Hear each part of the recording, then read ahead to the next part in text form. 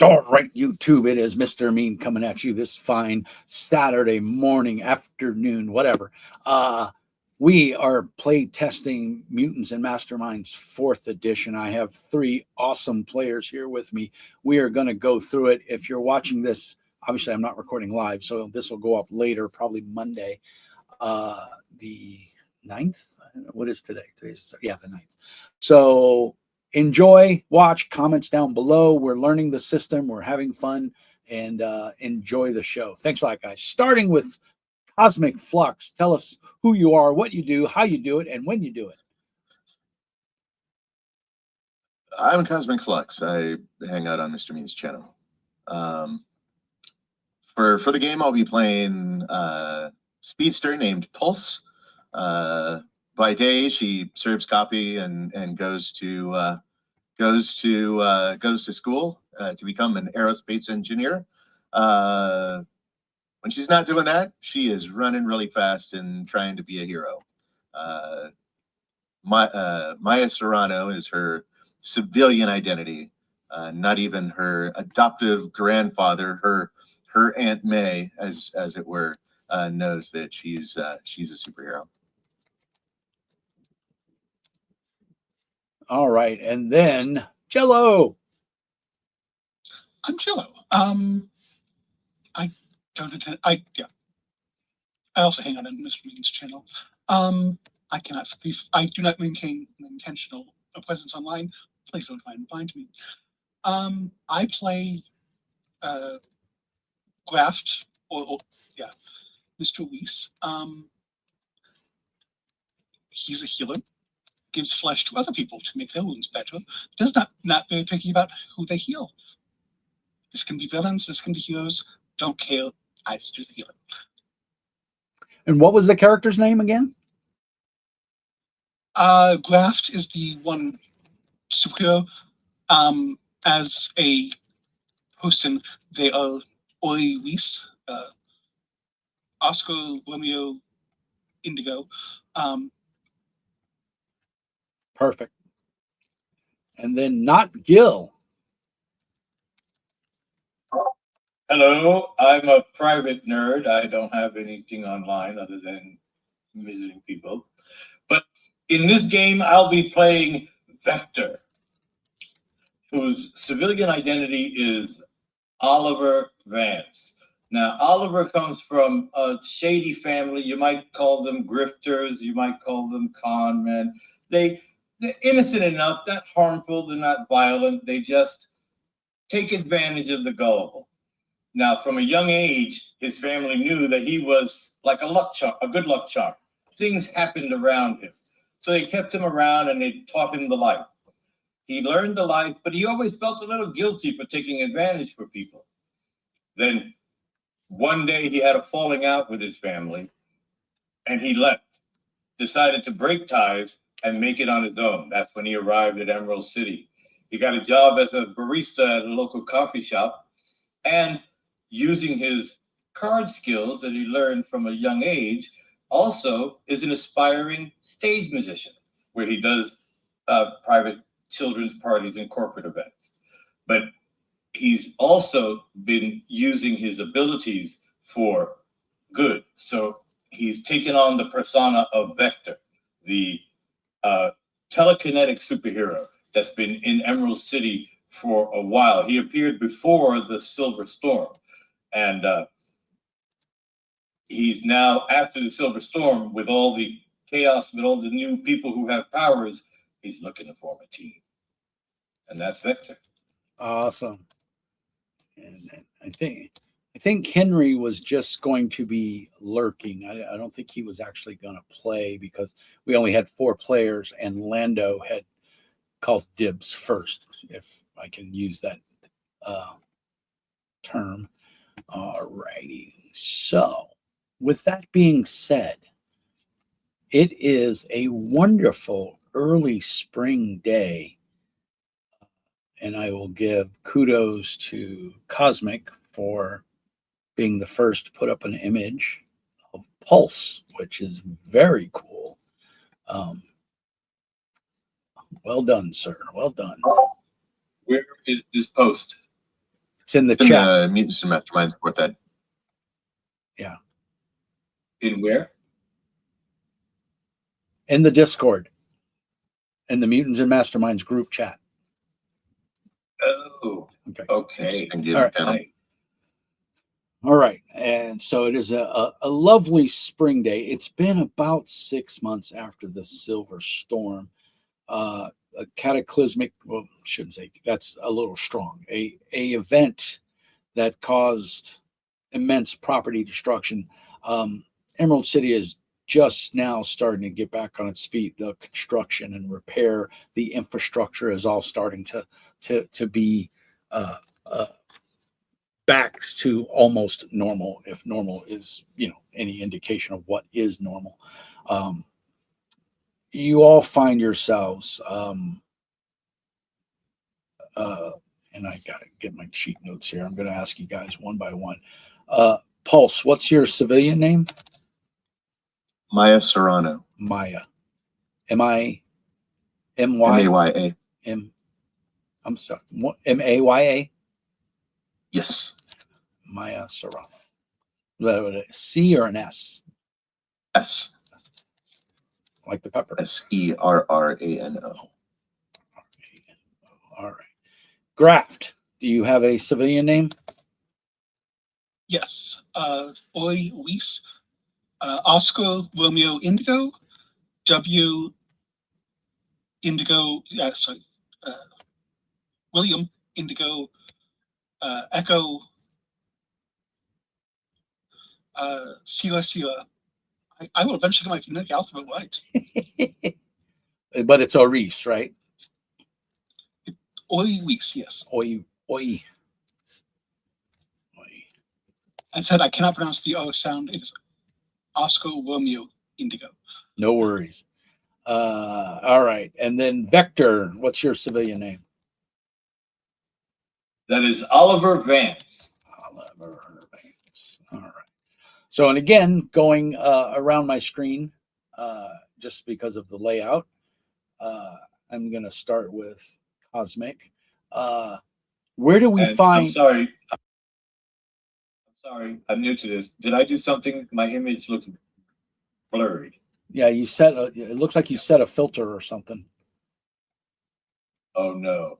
How did I do that? Because I don't know how to undo it. I couldn't tell you. I don't know what kind of computer you're on or what you're doing.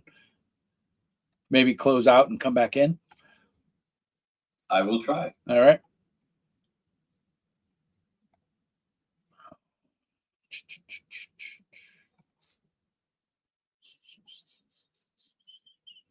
I'm not sure if that's a Discord thing or a webcam thing. Yeah, I'm not sure. I don't know. And I didn't do it intentionally. Sorry. It's all good. Most of the Discord ones I know are backgrounds, not overfills, but that it could be that if it's mistaking him as part of the background, that it is flowing everything.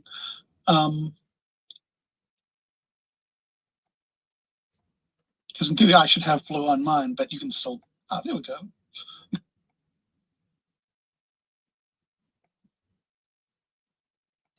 There we go. Yeah, you still got the purple filter going over you. I don't know why.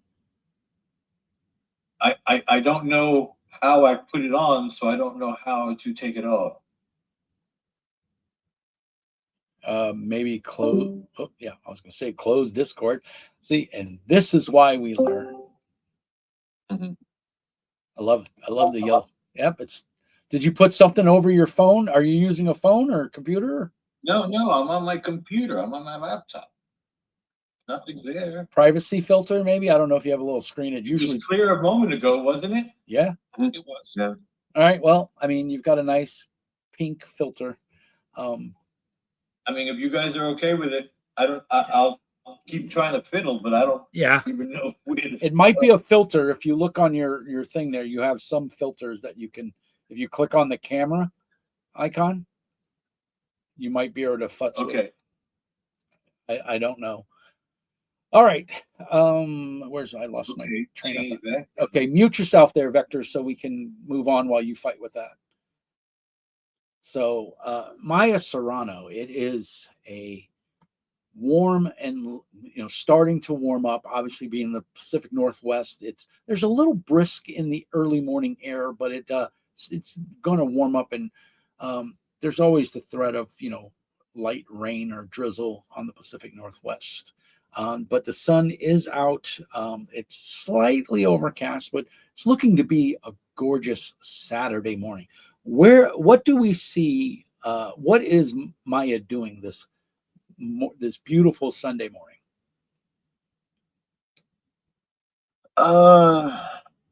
Probably not working. So maybe doing some grocery shopping for her grandfather. He's basically blue collar, retired blue collar, kind of guy. So a little bit rough around the edges. And ever since Grandma Serrano passed, he needs a little extra help with grocery shopping and domestic assistance. So she's probably doing some grocery shopping for him to ensure that he gets healthy food. Because if not, it would be drive-through all the time, right? Mm-hmm. Nope. Yeah. Or Lucky Charms. Yeah. All right. So you're in Midtown. You're walking, you're enjoying the day. How did you come into your powers? She was sort of at the very edge of the Silver Storm. So when the Silver Storm happened, she didn't get powers. That actually happened 2 months later. She was making a coffee delivery at one of the aerospace firms in Emerald City, and there was an accident that I forget the detail I came up with on it, but basically she was bathed in energy, and her body was still sort of hyped up with some of the Silver Storm juice, and the combination of the two ended up giving her the effect of super speed. Right. So you've had your powers for a short amount of time now, a couple months. Probably about 4 months. Yeah. And you've clearly made a costume for yourself. Mm-hmm. But you haven't really had a chance to exercise your powers yet. So you've got this energy about you, there's a pep in your step because you're fast, right? Mm-hmm. You can move when you need to move. Do you ever exercise that energy? Do you the light's about to turn red, and how fast is fast for Vector or Pulse? I mean, excuse me. According to the measurements in benchmarks, Yes. Escape velocity from Earth fast. Okay. She can run on the ground at speed 15. So she is really fast. Yeah. Probably problems inherent in trying to actually escape the bonds of Earth, considering atmosphere, breathing, lungs, and none of that works out there. Right. And you probably you don't know that yet, though, do you? Or have you learned the hard way? Probably hasn't tried that. I mean, she runs, and running happens on the ground. Right. Though there was one time she ran across the lake, which was really cool. But that was early on, first couple weeks, and she didn't realize the lake was there until she was in the middle of it. And while she was moving, it was fine. But when she realized, oh, I'm over water, it was bloop, wet. Yeah. So any of the like the testing out her powers is usually done away from people, even though there are people with powers out there. She's got a secret ID. She doesn't want to like be caught on film. She doesn't want it to get back to her grandfather. You know, he'd worry. Probably get a lecture of some sort. So you know, it's like she'll like get out of sight, out of the way. She wouldn't use it to like, you know, race through a spot where, you know, where other people might see it, Public area or especially if something she's like not that. in, Yeah. yeah, especially if she's not in the costume she put together for herself. Right. All right. All right. It's all good. All right. So you're off to get groceries. We'll leave it at that. All right. And then the camera zooms out. We see, you know, Emerald City, and then the camera zooms in, and we see Graft. Now, Graft, you have a very altered physical appearance if we're going off of our original. So even though it is a balmy spring day, as I drool on myself, I apologize. I'm so excited. Are you how?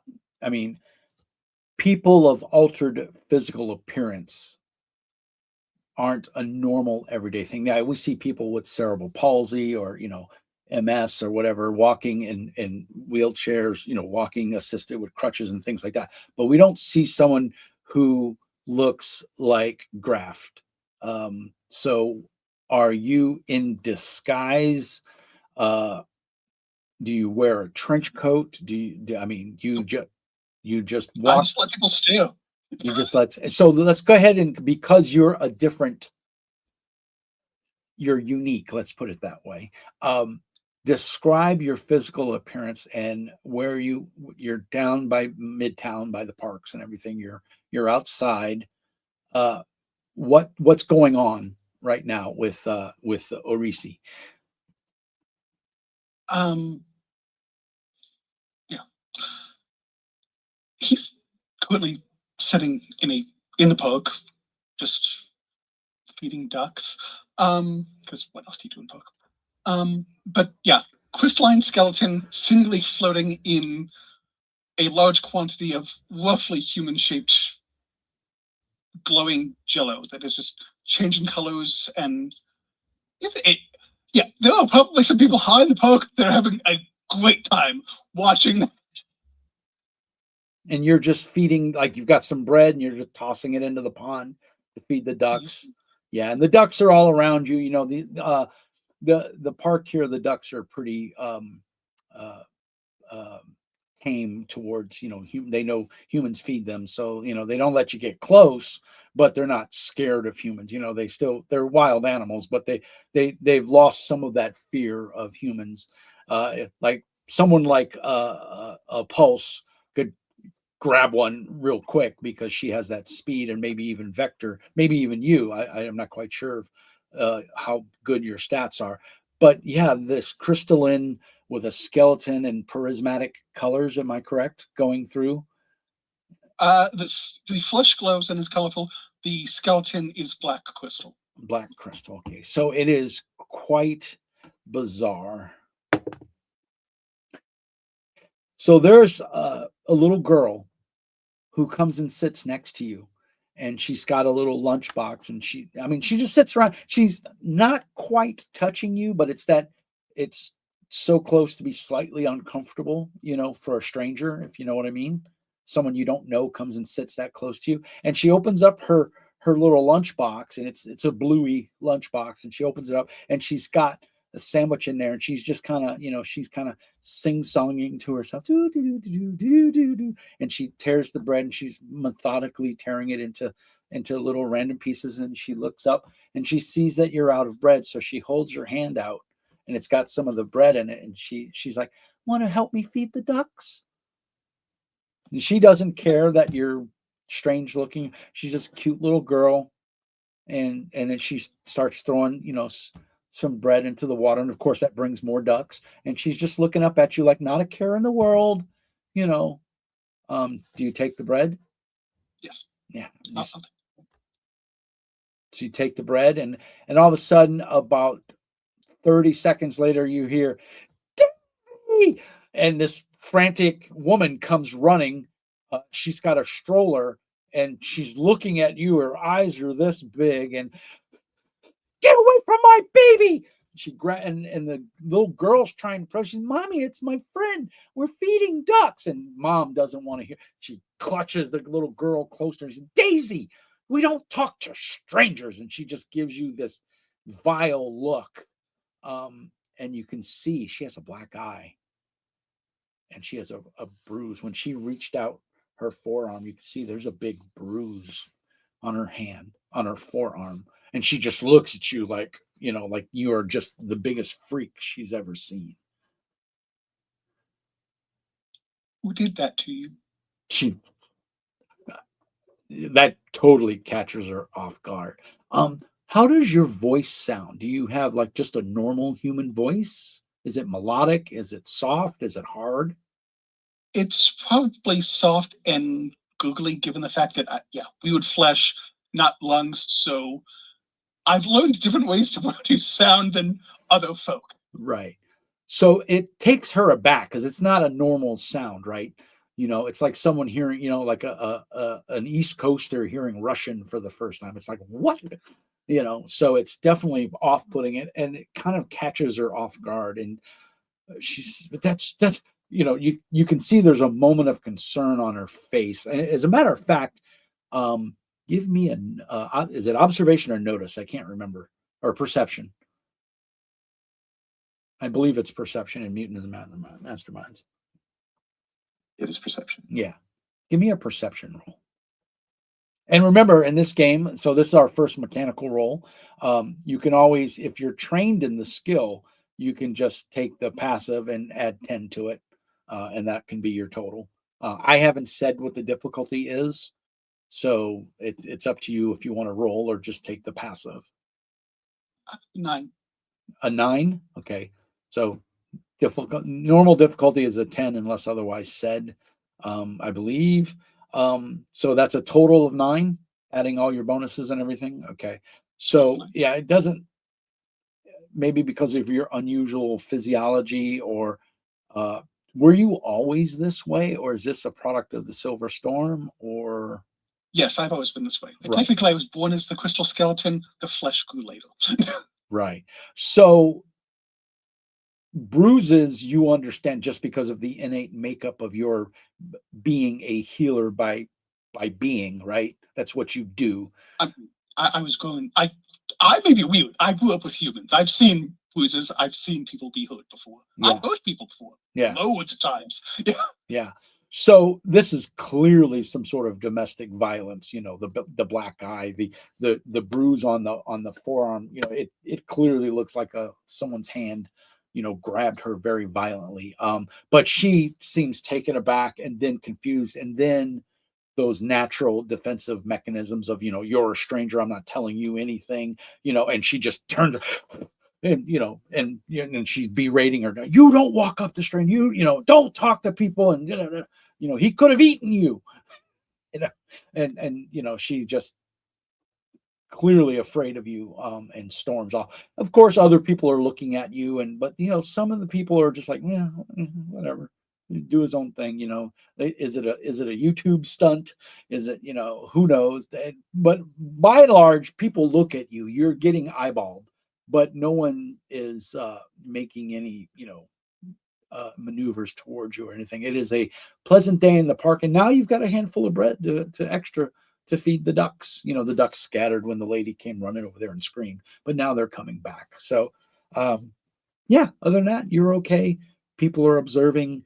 The sun feels good on your skin, and the camera pans out again, comes back in, and we see Oliver Vance. What are you doing, Oliver, on this sunny, slightly overcast spring day?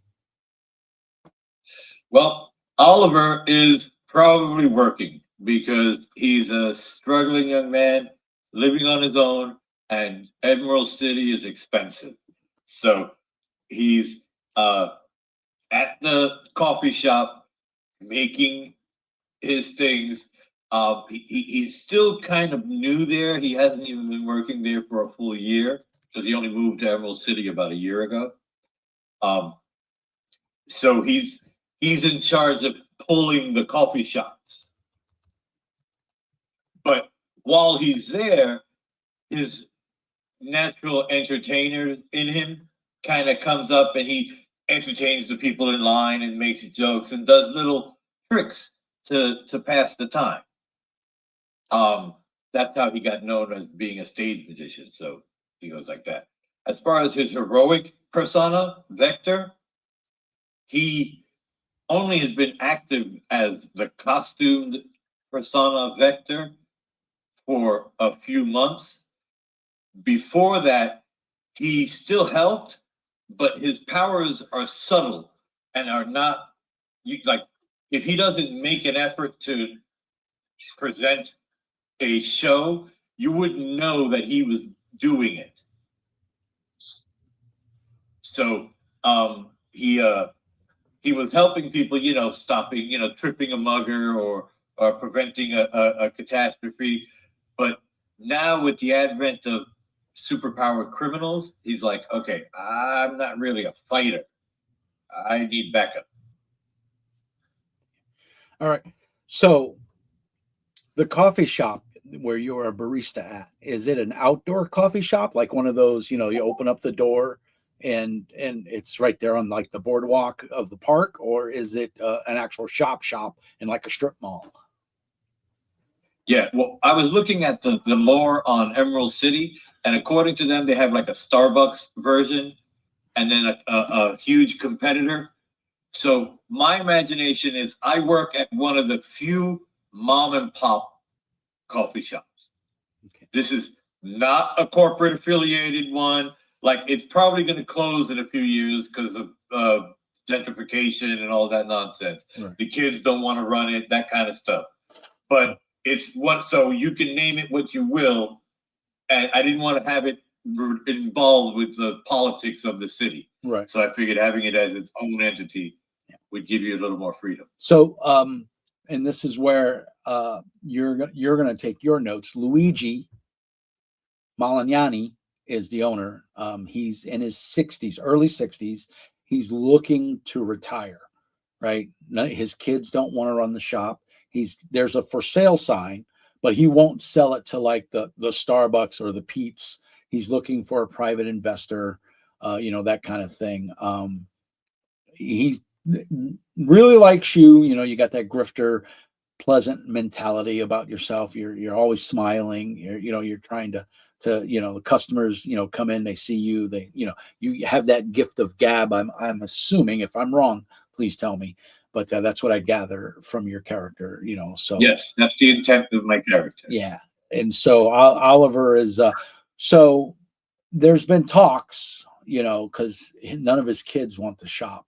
So he's in talks with you to possibly start transferring it over. You've been working there for a couple months now. You come to work every day on time. You close out on time. Your register's never short. He sees something trustworthy in you, and he knows that you care. So he's a little concerned about the couple of times where there's been disturbances outside and you seem to be off to the side when you should be at the register, but he doesn't quite know what to make of that. And that's those times where you saw a mugger and you stepped in to help where you could, because you're not the limelight guy, right? You're the guy that trips them quietly with your powers and you go back to work, right? When the cops show up. Exactly. Yeah. So there's talk that Luigi may, if things go right, sell you the coffee shop. And by sell you, I mean, he's going to you're going to give me $1 and then I'm going to give you the paperwork and then you just run it the way I've always run it. And you guys seem to have that simpatico attitude going back to each other. Henry, I see you're online. Lando's going to join in. So you're just lurking, correct? Were you planning on playing today? Sure. Yes, I mean, because remember, Lando sure. Lando took the last spot, so I don't want you to Oh, that's feel fine then. obligated. We can keep Lando. Go ahead. All right, I don't want to hurt any feelings or anything, but if you want to lurk, you are totally You welcome. shouldn't assume that I have feelings. That is true, because I don't. I am a robot. I can care less, or lair care. All right, cool. I just wanted to make sure. I'd love to have you watch and everything. No problems there. So you guys are off doing your respective things, and we're going to assume that you're relatively close to each other. Have you guys developed a friendship amongst yourselves, or are we going from the narrative that you three don't know each other? I know we kind of talked about it, but I don't think there was a consensus. So I think we're going from we don't know each other, although with my appearance, there's a chance people know of me. Yeah. Yeah, the creepy guy in the park that feeds ducks. Yeah, we know about that guy. Vector, is that correct? I don't have a problem with us knowing each other, but like maybe we can narrow it down to where we know each other as the heroic identities, not the private identities. All right. Thoughts on that? Anybody? I mean, Like we know of each other, maybe. Yeah, I since think we're all active. Yeah, for Graft, I can totally see that people know or have heard of him. But for Vector and Pulse, that's a little bit up in the air. So I don't want to assume anything. Pulse, what's your thoughts? I think it makes sense that maybe we've heard rumors of, like Pulse and Vector have heard rumors of each other. Right. So not really work together, I like it.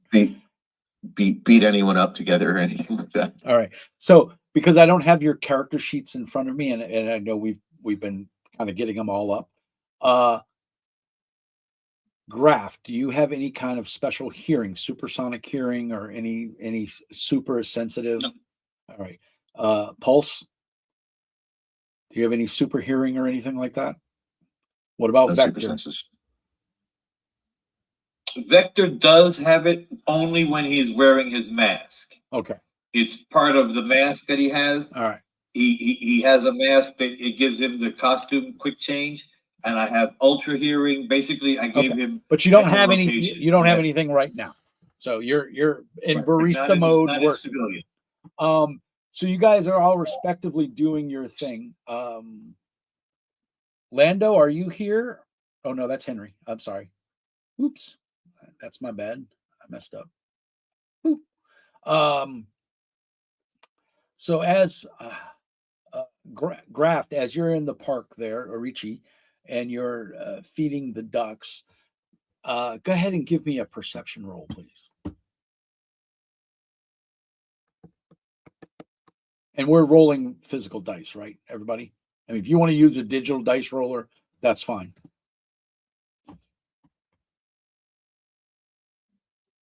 Two. Okay, so yeah, it is so serene watching these ducks. The little ducklings. What is a baby duck? A duckling, right? What are Yes. duckling? Okay, I'm a dumb kid from Brooklyn. I don't know. Ducks are called food. All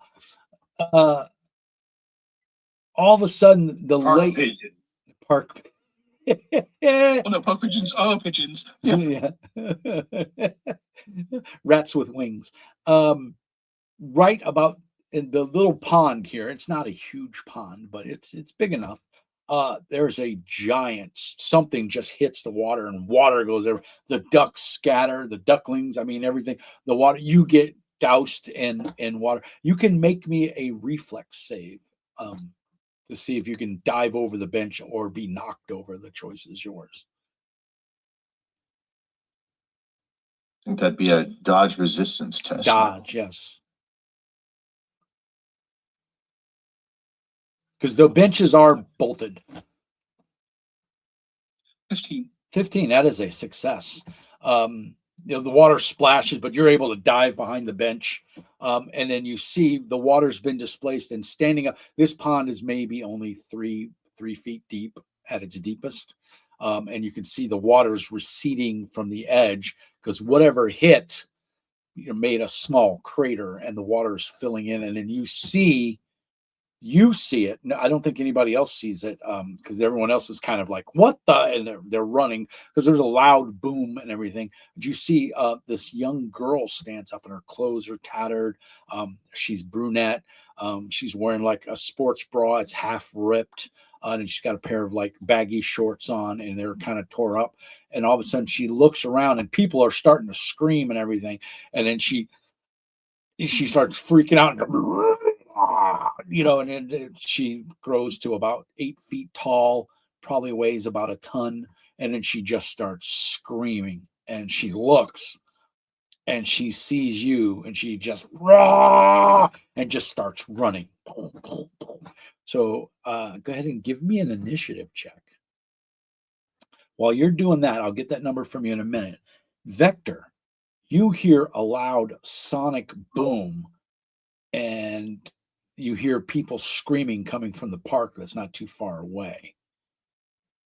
And my notes, I'm horrible with this. Well, I will call over the boss and explain how, since I'm closing tonight, I need a little break. I'm going to go take lunch now.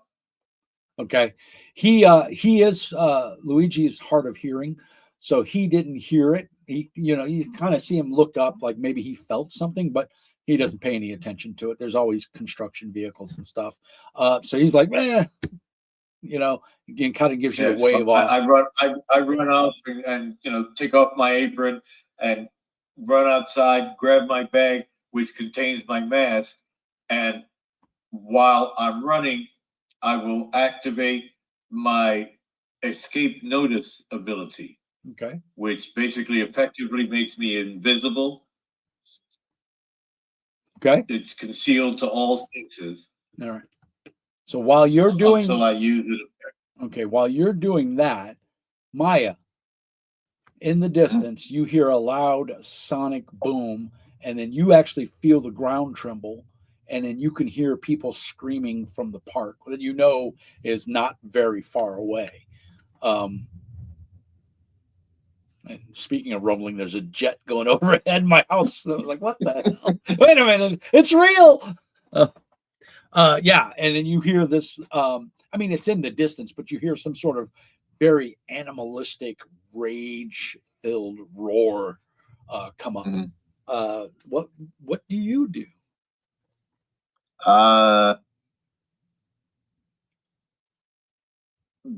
Based on where I'm at, if there's an alley or anything like that, yeah, I'm going to head down the alley. And it's sort of going to be sort of the Spider-Man thing. So, I do have quick change. So it's like pull my costume out of my backpack, change into it, as I'm going through the alley. I was on my way to get the groceries, right? Right. I hadn't got groceries yet. Okay. So backpack gets secured, somewhere. And, off you go. Sonic boom as I'm coming in. I like it. Oop. All right. Yeah. So, and then you hear another sonic boom as you take off. I assume you're being careful to weave through crowds and stuff so as not to hurt anybody because. Oh, absolutely. Yeah. You're not A-Train from the boys. Mm-hmm. You don't just run people over and turn them into a mist. All right. So now I would like Vector and Pulse to give me initiative rolls. Graft, what was your initiative roll? 16. Vector? A whopping 8. Pulse? I believe that's a 19. Woo! All right. Well, we know who's going first. And then I need to make one. I'm just puttering on my Vespa. Yeah, it's actually really low for me. At least you got a Vespa. I'm having to walk. Yeah, I'm doing the whole Pursuit Predator T-1000 thing just walking behind. Right. Nothing wrong with that, man. Nothing wrong. All right. So, Pulse, you actually go first. Okay. We've already said you've changed costumes. You have quick change. So you are there. You come to a stop, and you see this large, grayish, purplish giant. I mean, like I said, 8 feet, maybe 9 feet tall, huge, bulging, ripping muscles. Kind of appears to be a female. It's got long, kind of greenish hair pulled back in a very rough ponytail. It's got water up to its mid thighs, and it's just raging, and it's running, and you can see you've heard of him. You may have even seen him once or twice. I think his moniker is Graft, and you see him. You probably got there right in time as he dived over the park bench, and he's kind of at that coming up, and he's like, you can see the eyes getting big. Because Graft, you have all the normal features, right? You're just kind of translucent. It'd be somewhat like a gummy bear has features. Okay, so nothing defined. Molded in there? No. Yeah. So you see this gummy bear face that's kind of, but it's not, you can't see like irises and eyeballs and things like that. And this rage monster is just, and you can see the water's not even impeding it. It's just muscling right through it. The ducks are scattered. People are really starting to scream. Now, what would you like to do?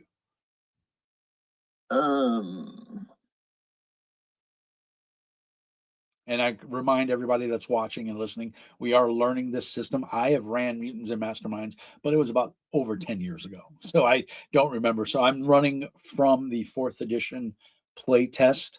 These are not the final rules, so we may run into some inconsistencies. Rules may not fit properly. Our interpretation could be incorrect. So we're muddling through it, but hopefully the story is there and the gist of what we're trying to do comes across. And then I think after each session, we'll have a session wrap up where we talk about rules and see how we feel about them. But as it comes now, this rage monster is running. So every player gets a action. They get 2 actions on their turn. One is usually a movement and then an action. And then every player has a reaction that they can do. There are powers and stuff that will give you multiple reactions or multiple actions. Speedsters can do things where they can manipulate the speed and things like that. So it's these guys know what their powers are. They have access to the same book. So we're all working from the same slate. So that being said, Pulse, what are you doing? The beastly beast looks like, it's enraged attack mode, right? Yeah. And I will give it to everybody that's watching. You have seen through the media, even you, Graft, which, you pick up stray newspapers and things like that. This thing's called Rage. It's a teenage girl who has been affected by the Silver Storm, and she comes and she goes. She has like amazing leaping. It's analogous to the Incredible Hulk, if you think of it that way. But she's triggered by fight or flight, responses, and no one's been able to calm her down or talk to her. And nobody, Paragon, none of the Emerald City heroes have gotten a chance to try and wrangle her down. And this is the first time she's made an appearance in about 3 months. The last time was she tore up half of the park, another park on the other side of Emerald City. So it's you can't understand a word she says, and it's just this behemoth of a rage-filled beast and it sees Graft and just attacks for whatever reason. And Vector or Pulse has got there and is doing this thing's running right at Graft. Graft doesn't seem to be very fast, shall we say. I'm basically going to head right towards. You said it was called Rage. Yeah, they've given it the nickname of Rage. Her. Okay. Given her. Gonna head straight at her and basically start throwing punches. So super speed punches. Okay. So you obviously Um, you can get there in no time, Mhm. and you can make an attack roll. Okay, so this is a strength-based strike, multi-attack 5, selective 5. So the selective really doesn't matter in this case. Basically, I'm just attacking her. So And does that give you 5 attacks, or does that give you a +5 to your? it's multi-attack. So basically, depending on how successful my attack roll is, based on her defense, Mm-hmm. it gives her a minus on her toughness resistance against it. Okay, right. And so she's just barreling ahead. This is not like some sort of cognitive, thinking fighter. She is just brute force, and she is just charging ahead. So your hits, for mechanic wise, and for people watching along, and even for us, for our own knowledge, you're going to roll a d20. You're going to add your melee to it. Mhm. And then I'm going to try. Normally, I would defend with a dodge, but she's not going to try to dodge. My target is her dodge, Right. her defense, Right. So and then if I hit, she resists that with a toughness roll. right, and her dodge is 10 plus whatever her dodge is. So that should be that's the target number you're shooting for. Now, typically in most games we don't tell, but in this one, I think because it's a play test and we're learning, she's got a dodge of 8. So I believe you would be shooting for a target number of 18 or better. Yep. And I rolled a 19, so that is a total of 29. Now, this game, so a 29, and tell us what you're adding to that so that everybody knows, because not everybody's familiar with the mechanics. I have close combat as a skill in my attack of 4. Right. So that's 10 total to 6 attack and her. 4. All right. But yeah, that's a 29. I believe that's 2 levels of success. Thus, every 5 points above is a level of success. So, or a level of failure if it's below. Yeah, and this always trips me up. I believe like 18 to 23 is 1 level of success. Right. Is that right? Yeah. It's 5, value of 5. So yeah, so the next 3, it actually might be 3 levels of success. I think you're closer to the 3. Mhm. Because you got a total of 29. 29. Yeah. I believe 2 levels of success, the top level of that would be 28, right? Right. So 29 would be 3. So she has a -5 on her toughness resistance against this. So what's happened is Pulse has ran in there with a bunch of punches just hitting everywhere.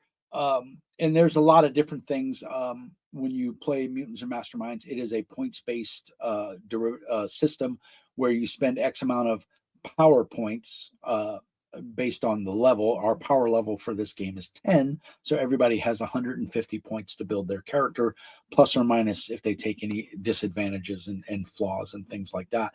So what Cosmic has done is he has made a speedster. He has run super fast, which is part of his movement. He can clear the distance, no problem. He has done a flurry of blows on this rage monster.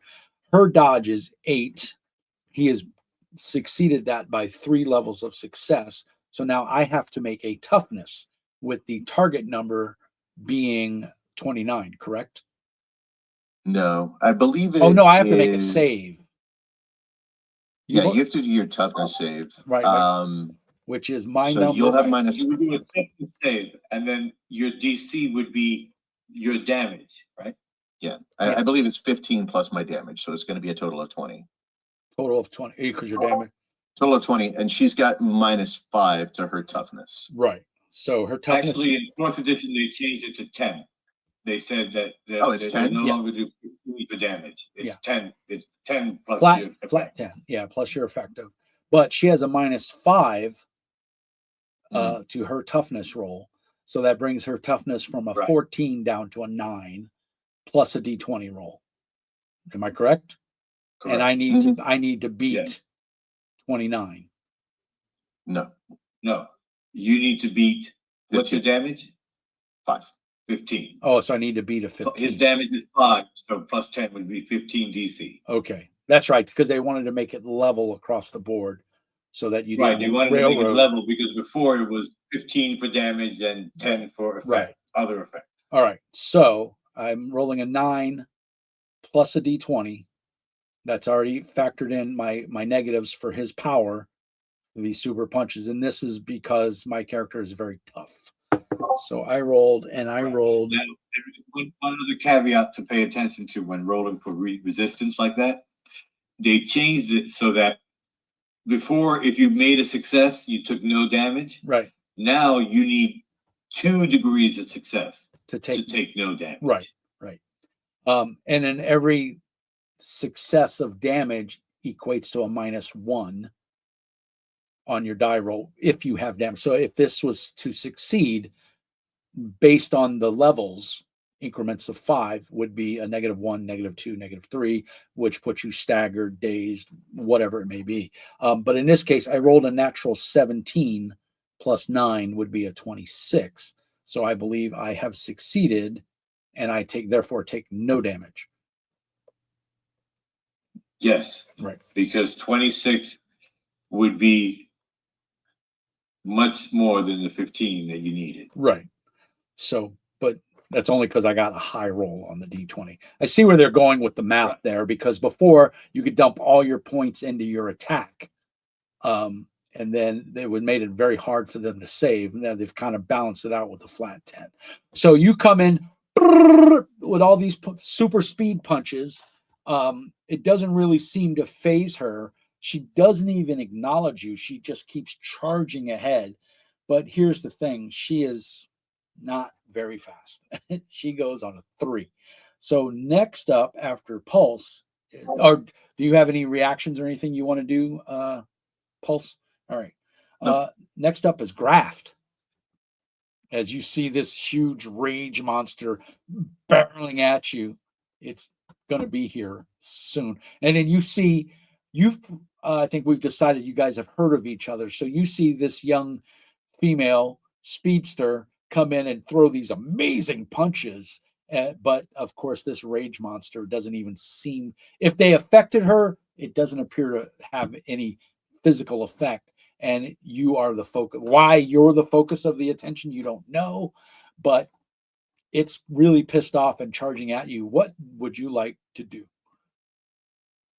I'll attempt to help close the distance so that she stays focused on me rather than the mosquitoes biting at her. Okay, so you're going to close the distance? Indeed. Not a problem. You can get there. Now you have an action that you can do. Not the face, not the face. No, I mean, hit me. I like it. Actually, I don't like it, but I can take it. I mean, I don't imagine this is going to go well, but yeah, try and put hand on her, calm her down. It's okay. No one here can hurt you. No one here will hurt you.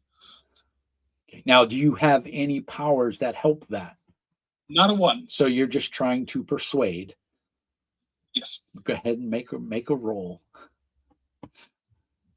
Do you have persuasion? Nope. Oddly enough, 15. Wow, not too bad. All right, and that is based off of probably An incredibly good roll. A 19 minus 4 from presence. from presence. Yeah. Well, according to what I read, you would oppose it with either the same skill or intuition. right. Well, I can tell you she doesn't have intuition. And that's a natural 1. So for a total of 2. So she's just still raging. At which point, Vector, you see Pulse running there, bunch of punches, doesn't seem to have much effect. Then Graft meets it halfway, right at the edge of the water, we'll say, and tries to. Graft, I don't want to put words in your mouth. I assume you just reach up and try to lay a hand and say, "Hey, it's okay. Nobody's here to hurt you. No one can hurt you." And it just right at you. Your calming words seem to have no effect. And Vector, you are on scene now. What do you wish to do? All right. Well, when I arrive, I'm also already in costume with my quick change. Put my mask on en route. And when I arrive, I see the situation, and I am going to initiate my ability that I have called catastrophe. This is a damage effect that is perception range, indirect 4, and subtle with a variable descriptor. Okay. Basically, I damage my opponent indirectly by the environment. And in this situation, as the creature was running towards these heroes, she's this big oversized creature, I presume, with big, almost like talon feet. Either way, when she was stepping in the muddy water, she accidentally scraped a power line, removing the insulation and electrifying herself with this damage. So there is no attack roll because it's perception range. It's indirect because it's coming from below her. Right. And it's subtle, so it doesn't look like it's coming from me.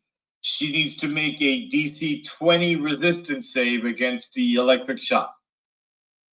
And resistance is based off of her toughness, correct?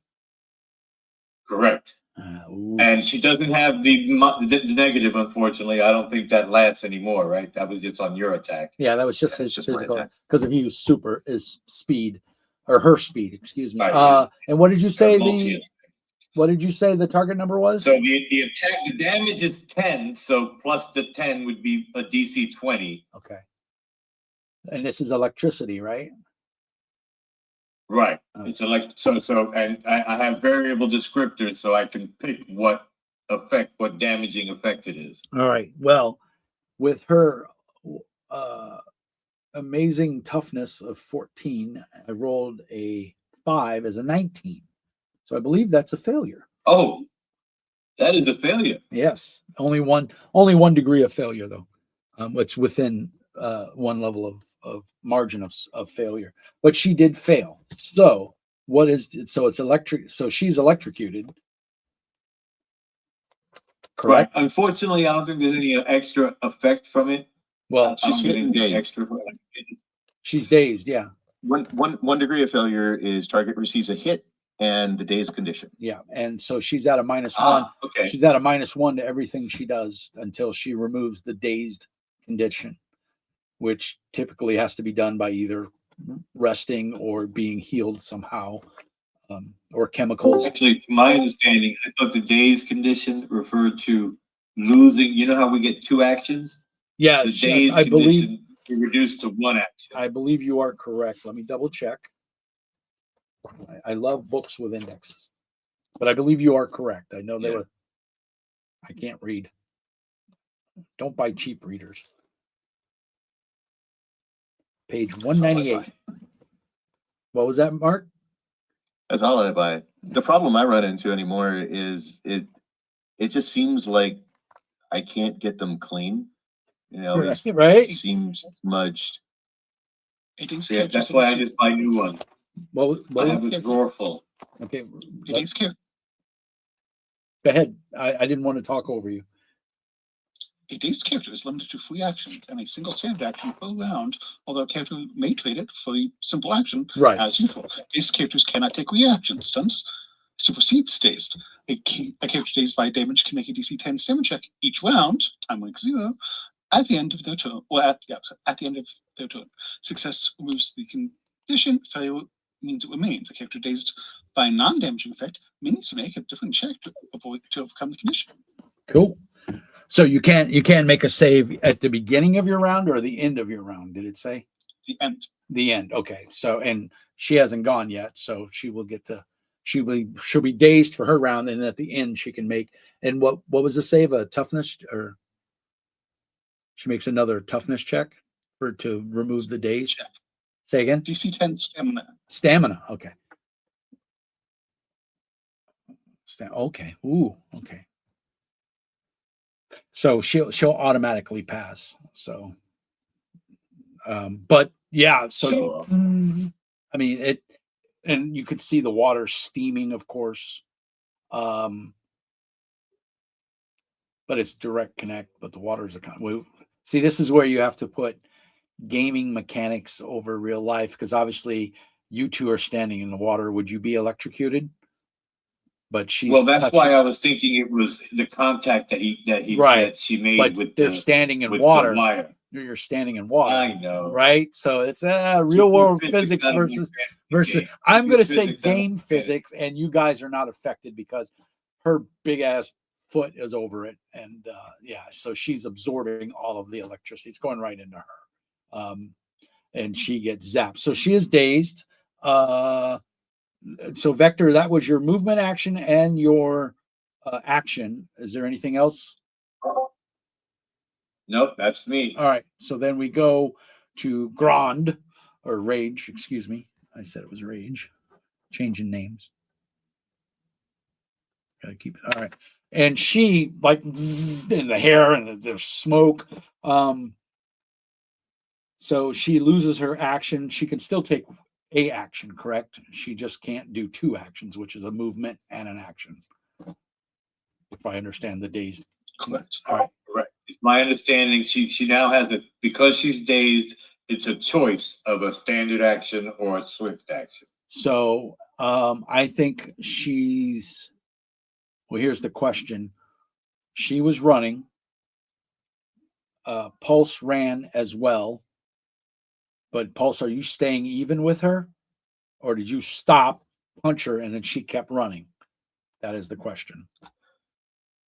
I was looking to see, like, is move by attack a thing, or can I like attack her and keep moving? I would say it's whatever you want to do. Yeah, more than likely, I'm like 30 feet past her, turning around, ready to come back at her. All right, so you're not exact. So you're there in front. So you're over by the park bench behind Graft. And this rage monster just raw is like it's being electrocuted, doesn't know what's doing it. So it's simple rage. It's going to go for the course of pain. And so it just reaches its hand in the water, grabs that power cord. I'm going to say it takes another attack from the electricity, right? So Vector, why don't you roll me a D20 and see if the power still hits?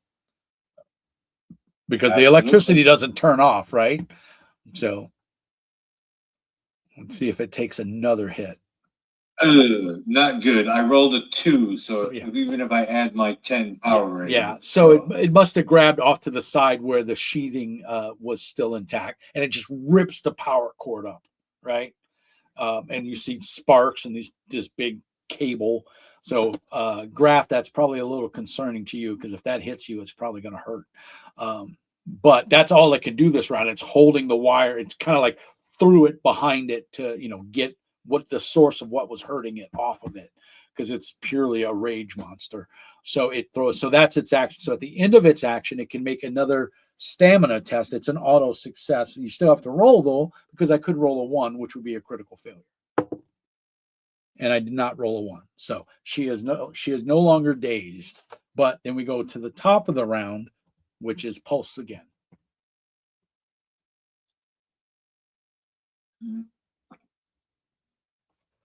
Should have started doing this earlier.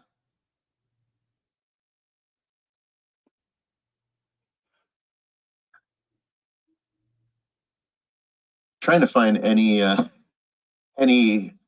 like actions that don't rely on dealing with your strength. Well, I will throw the caveat that you did see that whatever was underneath her hurt her, and she ripped up a giant power conduit, and threw it. You have more than enough speed to run, grab that power conduit, and then touch her with it, which would probably hurt. But that's up to you. I don't want to tell you how to play your character. Yeah, there was also Graf's silly action of talking to her. That is not strength based. That's not the person who's doing it, but it is not strength based. Yeah, I'm not going to say it's going to work, but you can do it. Yeah. Hush, little baby. Sun's going down, big guy. Avengers reference, if anybody remembers.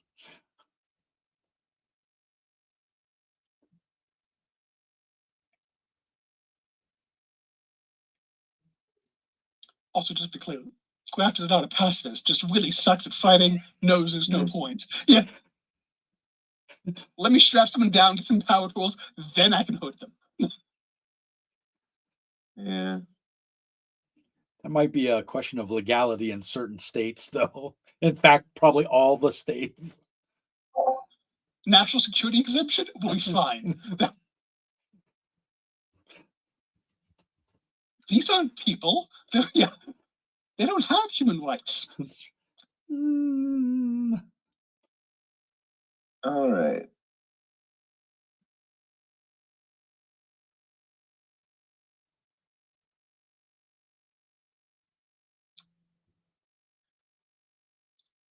Trying to think of what it looks like to do it. And again, I'm not sure if it actually gets me anywhere, because my problem isn't, hitting her. It's damaging. Doing anything once I do. Well, we got to think superhero wise too. This thing is super tough, but I mean, it has ears, it has a nose, it has eyes, it has a mouth. Those are all soft tissue. So, if I may interject a suggestion, they held over the power attack, and now you don't need the feat to do +5, -5. Yeah. So you have a high attack roll. You can take a -5 penalty to your attack, and then that'll shift to a +5 modifier to your effect.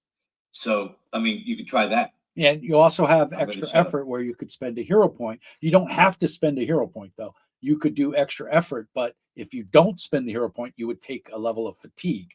But if you spend a hero point, and which leads me, I should have said at the beginning, you all have currently 1 hero point to start with. So you could spend a hero point to ignore the fatigue and, use a power effect of your powers that you may not necessarily have right now.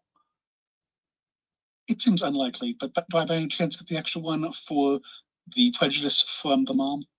I will give that to you. Actually, yes, I will give that to you. Because it was me, I would have stopped her. But that's, I'm a violent man. But you handled That's that. how I get accused of kidnapping children. Right. You were just sitting there. You didn't bother anybody.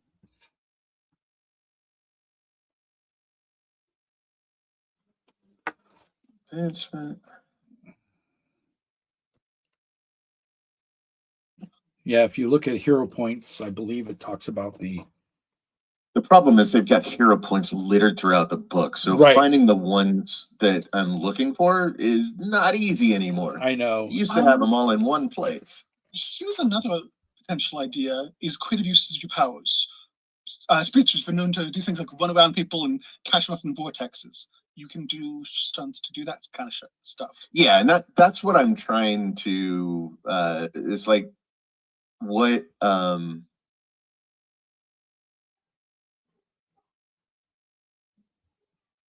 I guess that's just a hero point for like a temporary thing. Is that right? Yeah. So you basically use the same points, and it's not like having an away. Yeah. Yeah, because if you do extra effort, which will give you the temporary use of a power that you don't have within your power set, if you don't use a hero point, you suffer a level of fatigue after the action. All of the spending of the hero point does is allows you to bypass the fatigue, which fatigue sucks, but I mean, it's better than it's, if you have the hero points, probably worth it to spend it so that you don't suffer fatigue. Yeah. But we're all good, man. Figure out what you want to do. I mean, that's why we're learning.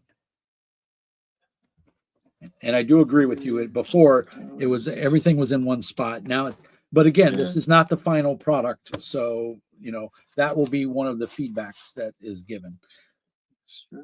And let's be honest, that is one of the things that tends to get refined for the final draft is let's get everything easy to find. Right. Mm-hmm. I mean, the fact that this playtest, there's a lot of refer to this other section in the book. The fact that in this playtest, this is I think it's the second draft.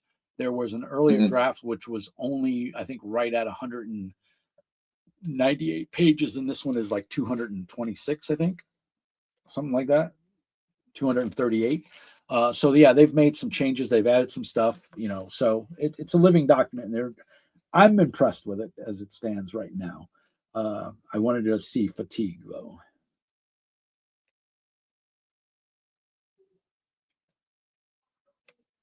Or is it under statuses? Okay. So I think I can make, I can use my fast attacks to create an affliction. Ooh. Which is basically going to be the going in and running around so fast, Right. to try to get it off balance. And I'm thinking degree 1 is probably dazed.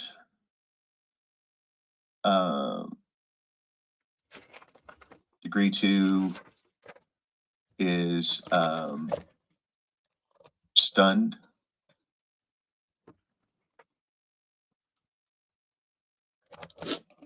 Okay.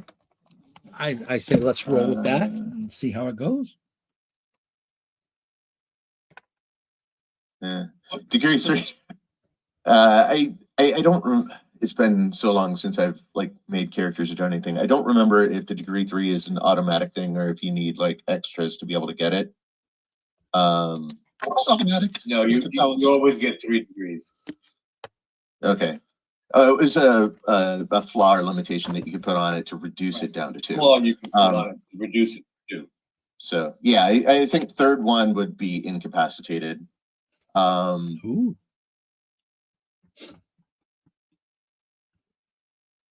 I believe I don't have any attack bonus on that, so I believe I'm just on my normal attack. So chances of getting beyond 1 degree are probably slim. Hey, you roll really high. But as I'm basically doing the whirlwind around her, I'm basically targeting. I believe I can target her dodge. I think you can do will or fortitude.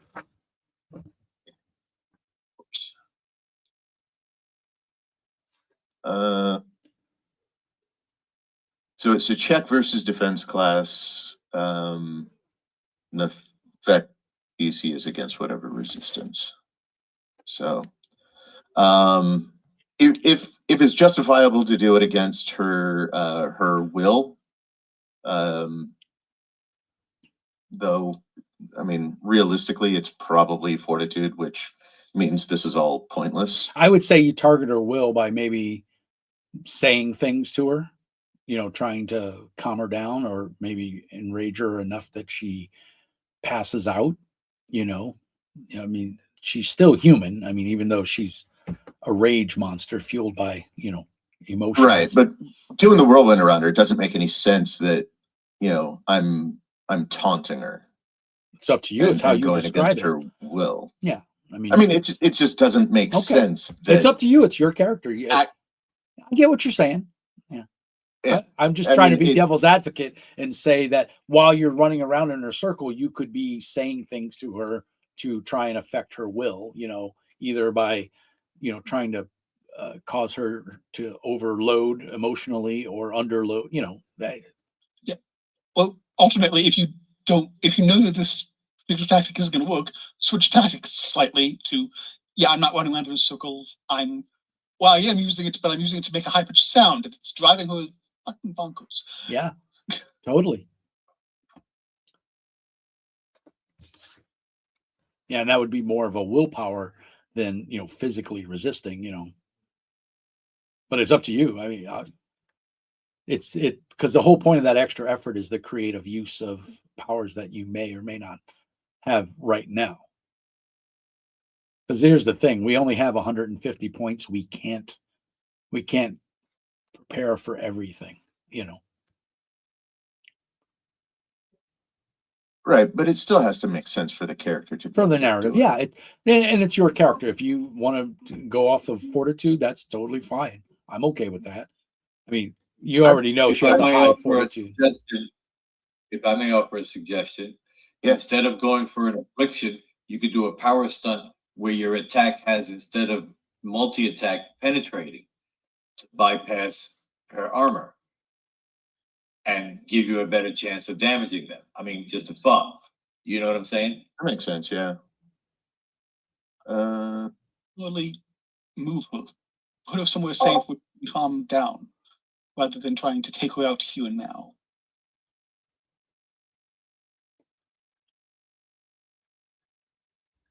I guess the question, penetrating, I guess impervious is. I don't know if Can she's you? impervious. So here's the So I'll basically try to like vibrate my hand super fast and just try to jab it. pass So toughness. basically, swapping out the multi attack for penetrating. So you're see if that does vibrating really anything. fast and maybe hitting her in the throat or in the temple, something that would, disorient her, or knock her unconscious possibly. Well, just trying to do damage. Okay. Trying to eliminate some of her, Amazing. basically the armor that she has. Got it. Again, the fact that the target is only 15 and she still has like +9.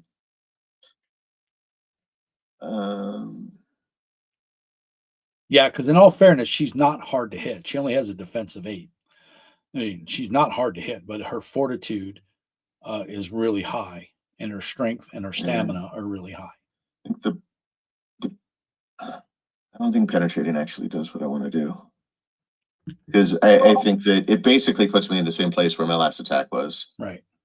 Well, I kind of liked Mr. Mean's idea of maybe if you targeted attack, like boxed her ears with your super speed as a sonic boom, that would be a will attack, because now she's maintaining concentration. Yeah.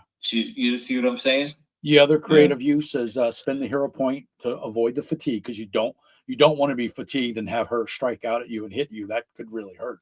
But and you have a hero point. But the other thing is you could run to create a vortex, get her off her feet. I mean, and this is us brainstorming as we're learning the system. She's a super strong character. She does, as far as you know, she doesn't have any other powers. So if she doesn't have any ground-based contact, she can't really impose her super strength. You know what I mean? She has to have you can't throw a punch if you're floating in the air. So that's another option is whirlwind around her to levitate her into the vortex. Now she can't do anything. And then you could even throw a super stun on there to remove the air, and she suffocates and passes out. Those are all viable options. Another option, this game system has team attack rules. Yeah. Where we can combine our attacks in a way to make them more effective. That might be the solution that we're looking for, and it would work out narratively in game why we decided to stick together to take on opponents that individually we really can't handle. Just fun. I haven't studied the team section to know what all the options are, but Yeah. I do know that they're there. Yeah. And it's basically you all say what you're doing to help, and then one person makes the roll. And if I remember correctly, everybody makes a roll with whatever power they're using. As long as they succeed, they add a bonus of +1 to the acting character, and then it's a tag team effect. And if you fail, there's no negatives. You just don't get to add the bonus. If I remember correctly. I only have 8. Right. You see my game That- library. These that's are all kind of game thing books. to say. So I have a couple Yeah. of games in my head. I don't trust that you're anywhere close.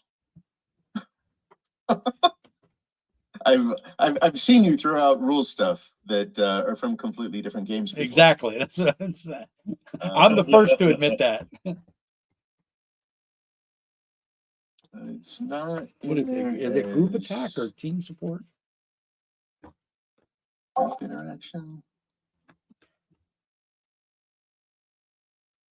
No.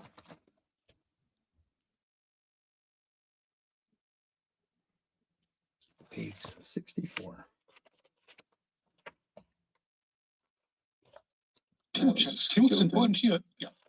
It's called a team check. One character is the leader, or anyone else assisting. Team check is tech versus DC 10. Total success equals total bonus for leader. So wait, was I right?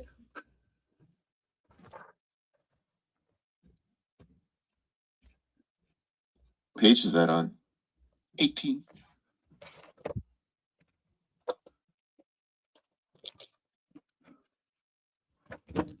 Because that actually might be the glue that binds, as the old saying goes.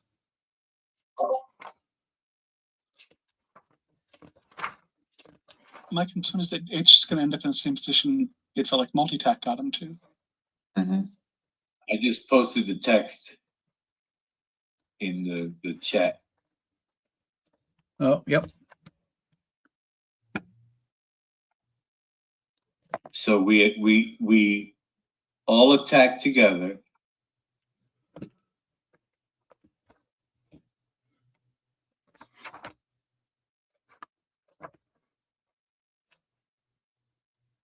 Ooh, there's a problem. I don't have an attack. My attack's a perception range, so I don't roll an attack.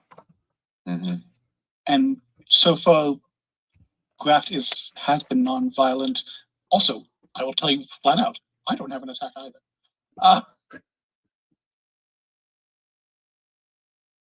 Yeah, that was also my concern. Him putting your hands through someone, is Graft's first instinct is going to be to fix that shit.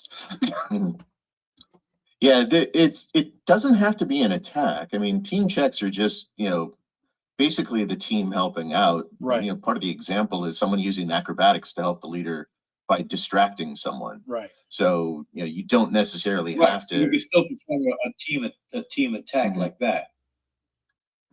Yeah, so you could have the mud, that's in the pond crawl up her legs to keep her from moving, right? Graf can sit there talking soothingly to her or whatever, or you have a healing power, correct? That's what you do, right? So Yeah, I share my regeneration with people. right. So here's a question. If you within the confines of your mechanics for your character, can you soothe? Can you like if someone's angry, can you make them non-violent? You know what I mean? Or is it just physically healing Can you damage? generate anesthesia? Yeah, there you go. Just physically, mechanically, that's all I can do. I can't. Yeah. Now that being said, there is an argument for if someone was hurt, then I healed them. They would understand potentially at some level, this thing is beneficial. This thing isn't hurting me. This thing isn't dangerous. Or conversely, I'm not in danger because with this thing here, I cannot be hurt. So basically, But you're an overgrown Care Bear. Yes. Just like a positive He's a thoughts. Betamax. Positive thoughts. He's a Betamax. He's a Betamax, yeah. So I mean, yeah, it's part of this game is the creative thinking process. So That's the hard part. So for what it's worth, I think everybody's thrown out viable options. If you're playing to her strengths, which are her toughness and fortitude and stamina, you're gonna have a hard time beating her solo because none of you are powerhouses, you know. Well, yeah, the scary thing would be me doing a power stunt to that shit and going biomanipulation, going, great, now I close your mouth, eyes, and you will not. Right. Well, I mean, the other thing is you could, shut if you power stunt it, right? You could shut off her lungs. Can't breathe. You can't, she's still a living, breathing creature. But in the confines of the way you've described your character, at least in my opinion, that's not something you would do. But It doesn't sound very heroic. yeah, well, Let's be very clear. Graft is not hero. He has worked for villains doing exactly that shit with power tools I was talking about. Okay. All right. So maybe it is something. I mean, I don't want to play your character. You know what I'm saying? But I'm just, yeah. But it doesn't seem like he's a violent character per se. No, Yeah. not until someone manages to actually hurt someone. That's why with the abused woman, his question wasn't what's happening, what's wrong. It's who did this to you? Because his idea was immediately, I'm going to the hardware store and I'm doing everything to him that he did to you so that he learns his lesson. Right. Then you call the cops and have him arrested. You probably don't even do that. Yeah, it's not your business. No. Yeah, that's not my business. Yeah. I've taught the lesson. Now, whether he chooses to learn the lesson or not, that's a different story. And usually I remember I was a cop in real life, I was a cop for 10 years, and abusers don't learn their lesson. Worst call you can go to is domestic violence. What you thinking, Mark? She's in mud, right? Yes. And a power cable. There's still a power cable. There's still a power cable, Yeah. only half of it now.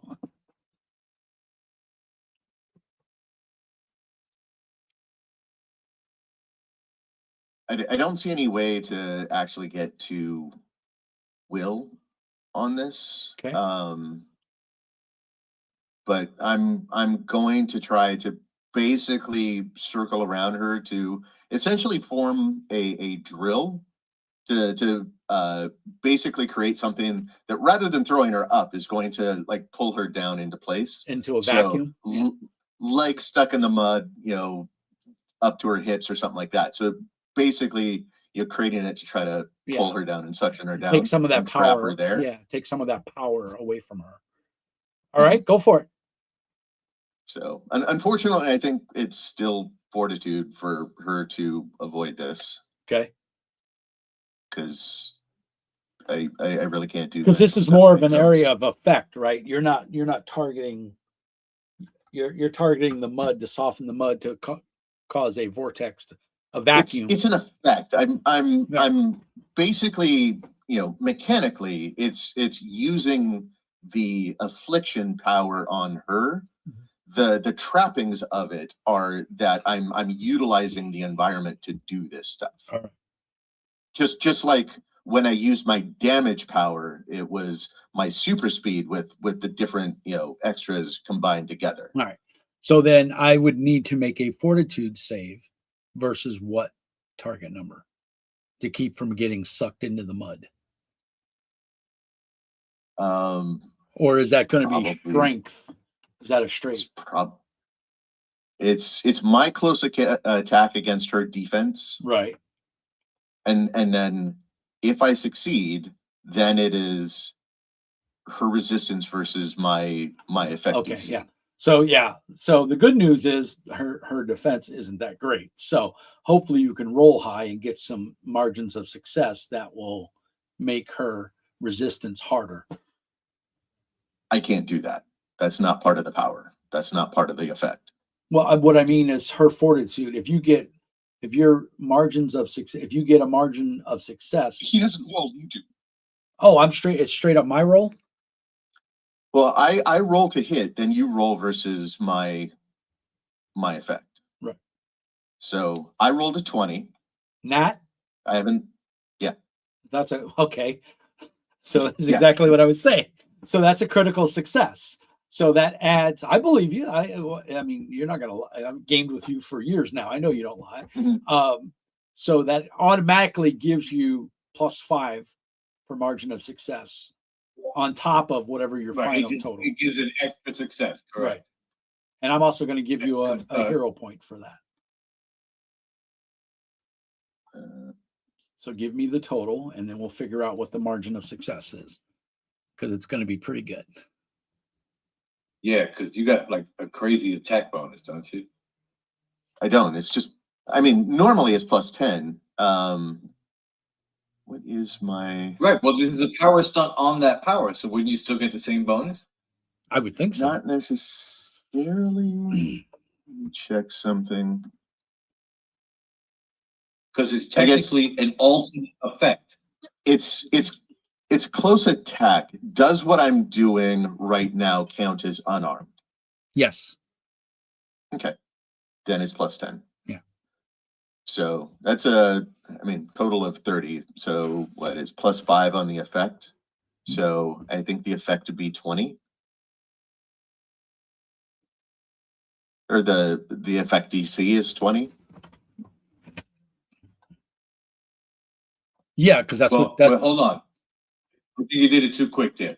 Because you did a 30 attack as your roll against his defense of 18. That's 3 successes. Yeah. Because you rolled a crit, you get an extra success. So that's 4 successes. yes. So now 4 successes on an attack indicates what?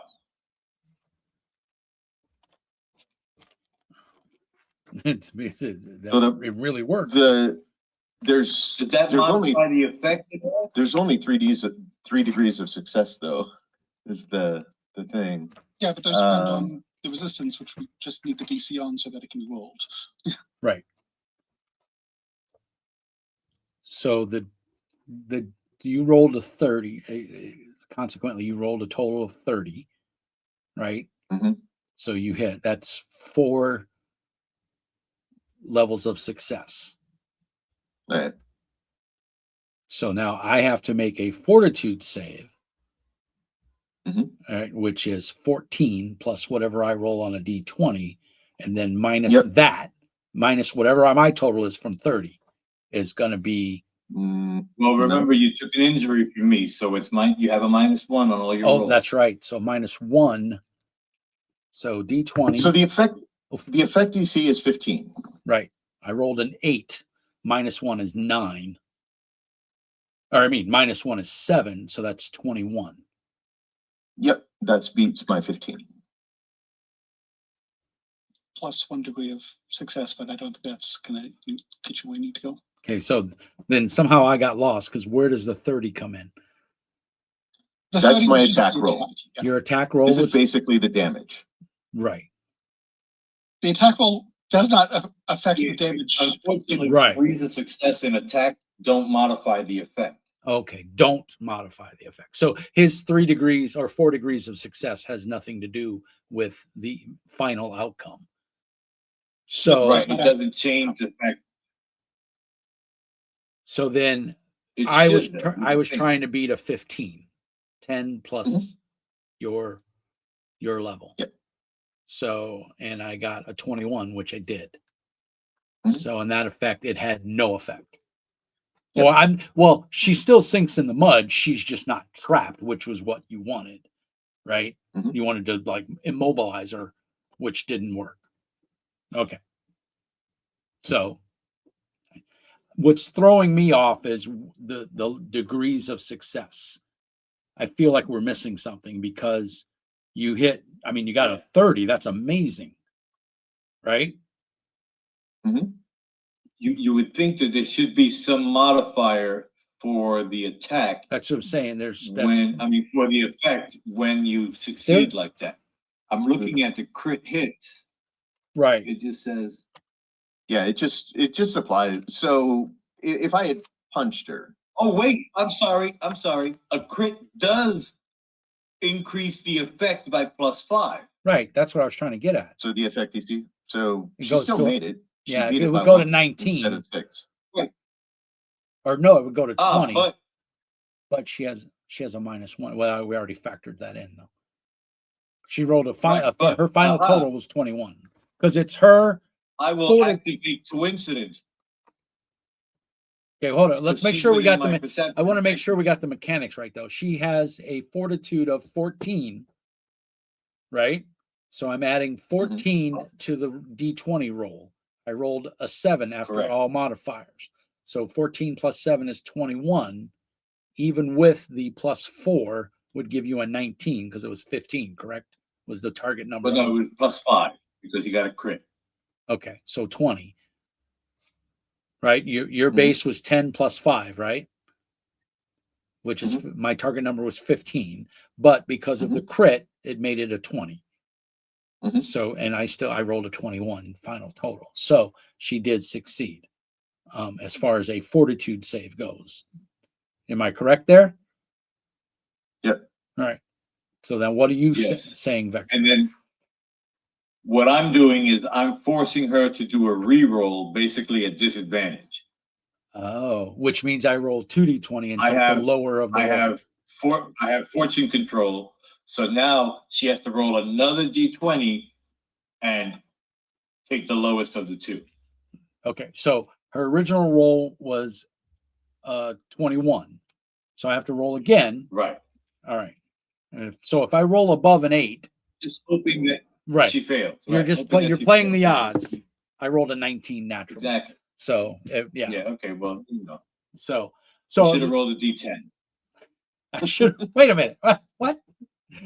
Mark, you do get a hero point for that though, for trying. So and now was that extra effort or were you just so you're down, you're back? Did you spend a hero point to avoid the level of fatigue? Okay, so you're still at 1 hero point. Graft should have 2 hero points and Vector has 1. Right, so you guys keep track of your hero points, tokens, scratch paper, whatever you want to do. All right, so that was Pulse. Unless you got something else you want to do, I think you did. You're still moving. I'm assuming running in a circle, trying to keep her pinned down. All right, then next goes to Graft. It's going to be continuing to talk to her and trying to keep her attention on me. Because I'm hoping that eventually she'll just keep punching me and whale herself out or something. Ooh, I don't know. Stamina that high, I don't think I think your guys are going to go out long before she does, unfortunately. You come back from the dead over and over and over again. Right, just annoy them. You're going to wear her out. She just slaps you. All right. 7. Yeah. He's out of frustration because I'll be back. Well, my understanding is that her stuff is wage based. So once she much like Bruce Banner, once she calms down, right, it's fine. right. It's getting her to totally calm down, antagonizing. though, is the problem. All right. So, are you doing anything else? Just trying to soothe her. I've got nothing else to do. Okay. I have to ask. I have to ask. I don't want to assume. All right, Vector, you're up. All right. Vector is going to focus on her and he is going to jinx her. Ooh. All right. And what does that do? Okay. Jinx is an affliction. Here, I'll post it. It does, it targets the will. Ooh. And it basically gives the target impaired and vulnerable on the first degree and defenseless and disabled on the second degree. So it's going to be what, 9 plus 10 or 9 plus your die roll, right? Well, okay, it's perception range, so there's no attack roll. Oh, okay. If I can see you, I can target you. So now you go straight to the effect. It's my 9 plus 10, so 19 is the DC, and they need to make a will save. Okay, so will is my 6 plus a D20, right? And I still have a -1 from earlier. From the injury. Right, because I'm dazed. Oh, so I need a very high roll here, is what you're saying. I rolled a 4, -1 is 3, +6 is 9. So I failed That by is 2 degrees of failure. correct. That means they are defenseless and disabled. Ugh. That So now, my speedy friend, you should be able to punch the shit out of him. And I won't be able to do anything. Your height is too big. Maybe if I keep punching in the same Well, spot. let's see, We're a spot down. impaired. Hold on. Let's look at the conditions here and see what they affect. So impaired. Defenseless means she doesn't. Well, get, no, they're no longer impaired. They're defenseless and disabled. Oh, defenseless. Yeah, they have a defense rank of 0, which I mean, it's not hard for you to hit her. So yeah, that's and then what did you say the other one was? And disabled. Disabled. A -5. Okay, that's where it's going to help. -5 on all checks. Now, So there you go. So that's even his toughness. right, a disabled character has a -5 penalty on all checks. If the penalty applies only to specific checks, they are added in the name to the name of the condition, such as attack disabled, fighting disabled, perception. But this is just general disabled, right? It doesn't. Right. This is just disabled and defenseless. All right. So, and then she also has a -5 to all checks, so even to attack. So, yeah, Right. that's gonna suck for her.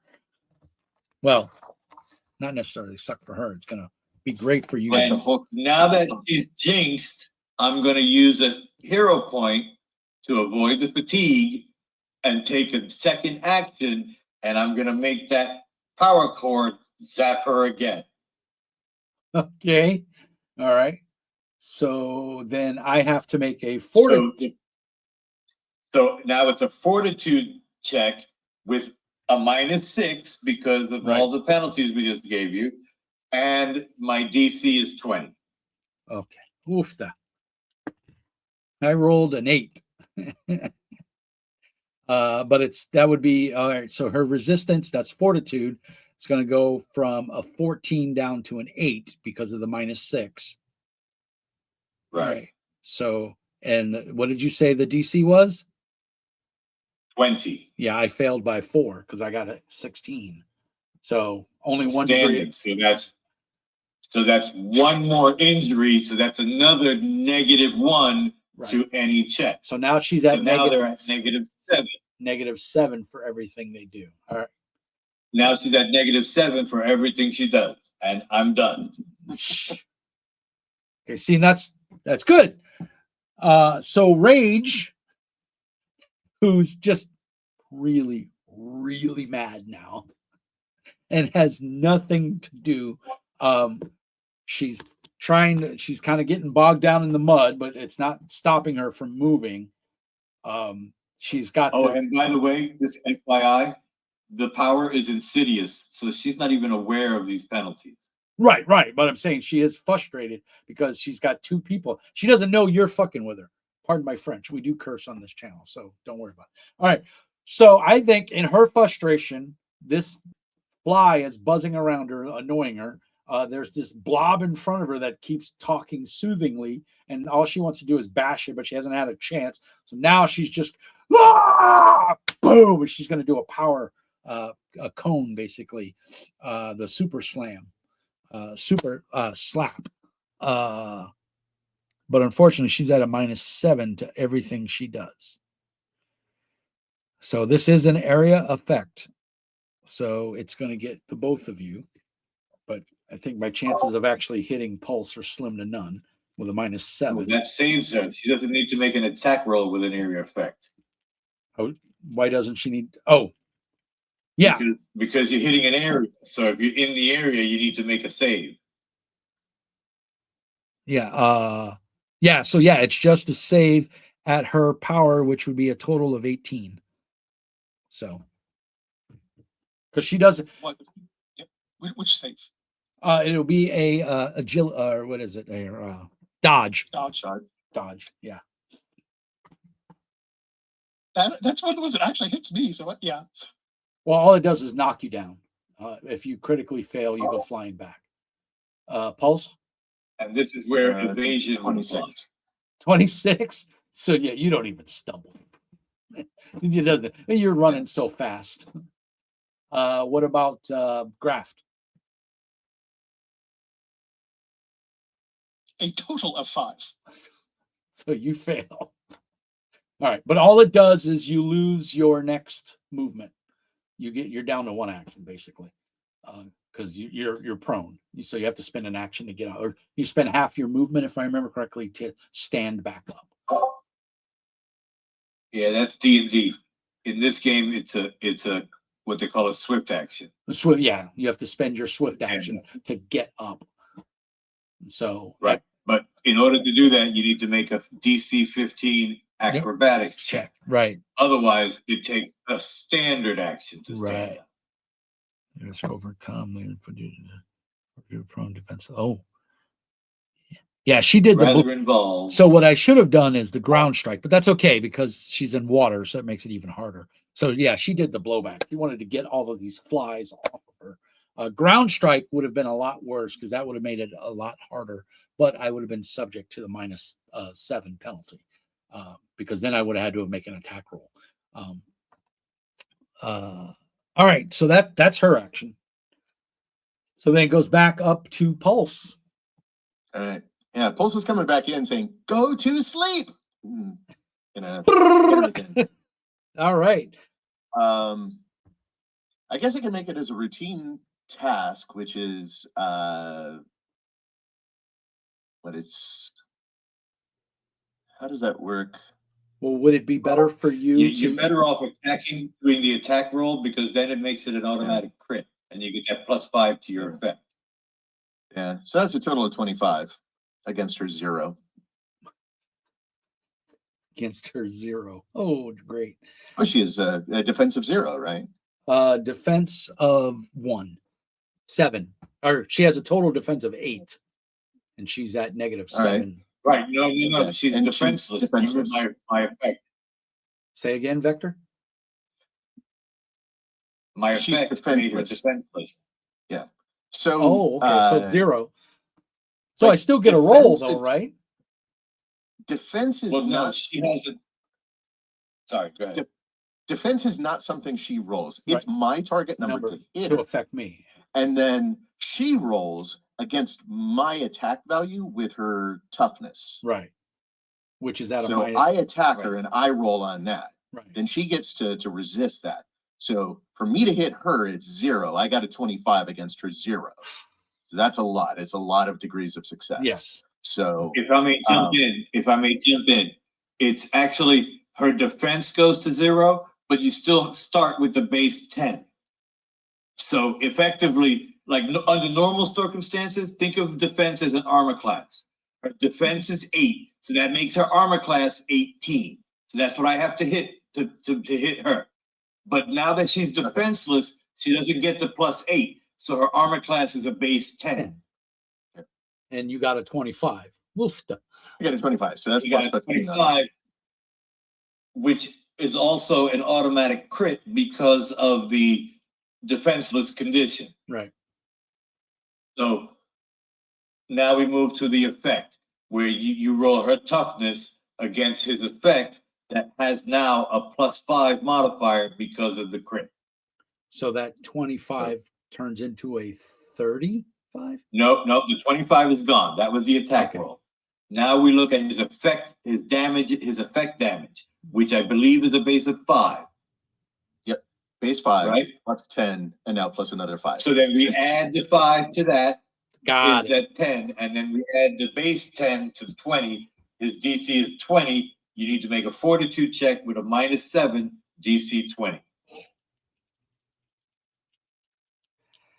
Okay.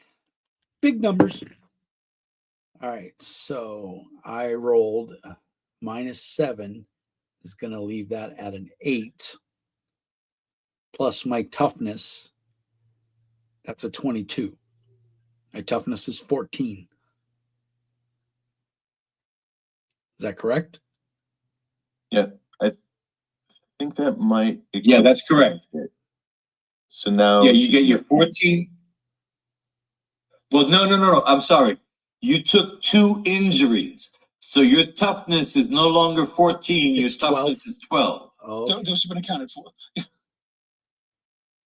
Rather than accounting for them in the toughness, he's been accounting for them as a modifier to the stuff. But, Yeah, he's just got a blob modifier. Oh, that's right. We did add that modifier. Yeah.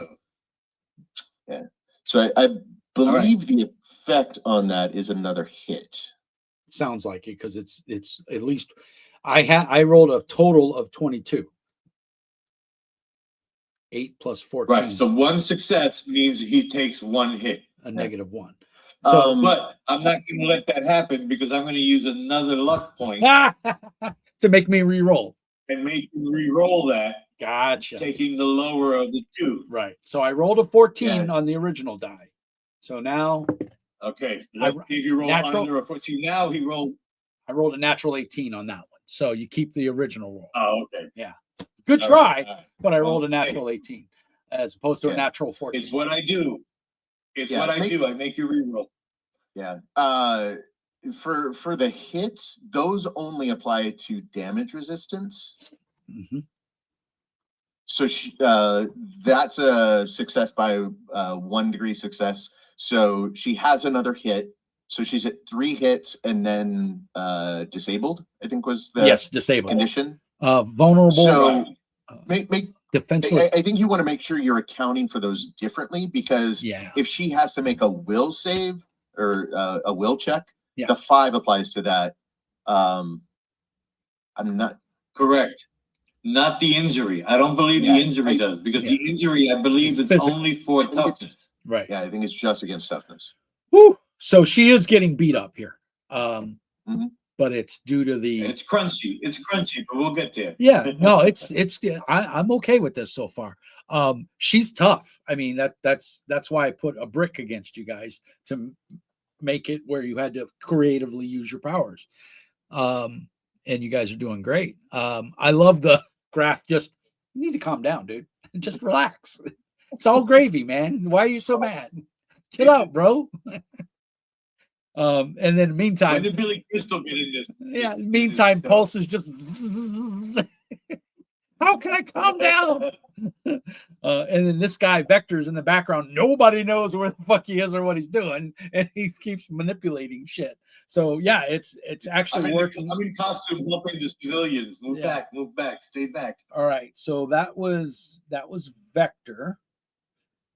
Now using your luck, that is an extra. You spent a hero point And the reaction and your reaction, so you don't get That is the another reaction. reaction until the start of your next turn. until my period. Right. Right, correct. So, but luckily Yeah. it So that- doesn't know you're attacking it. So, or messing with it. Yeah. I shouldn't say attack because you're really not attacking, you're manipulating it.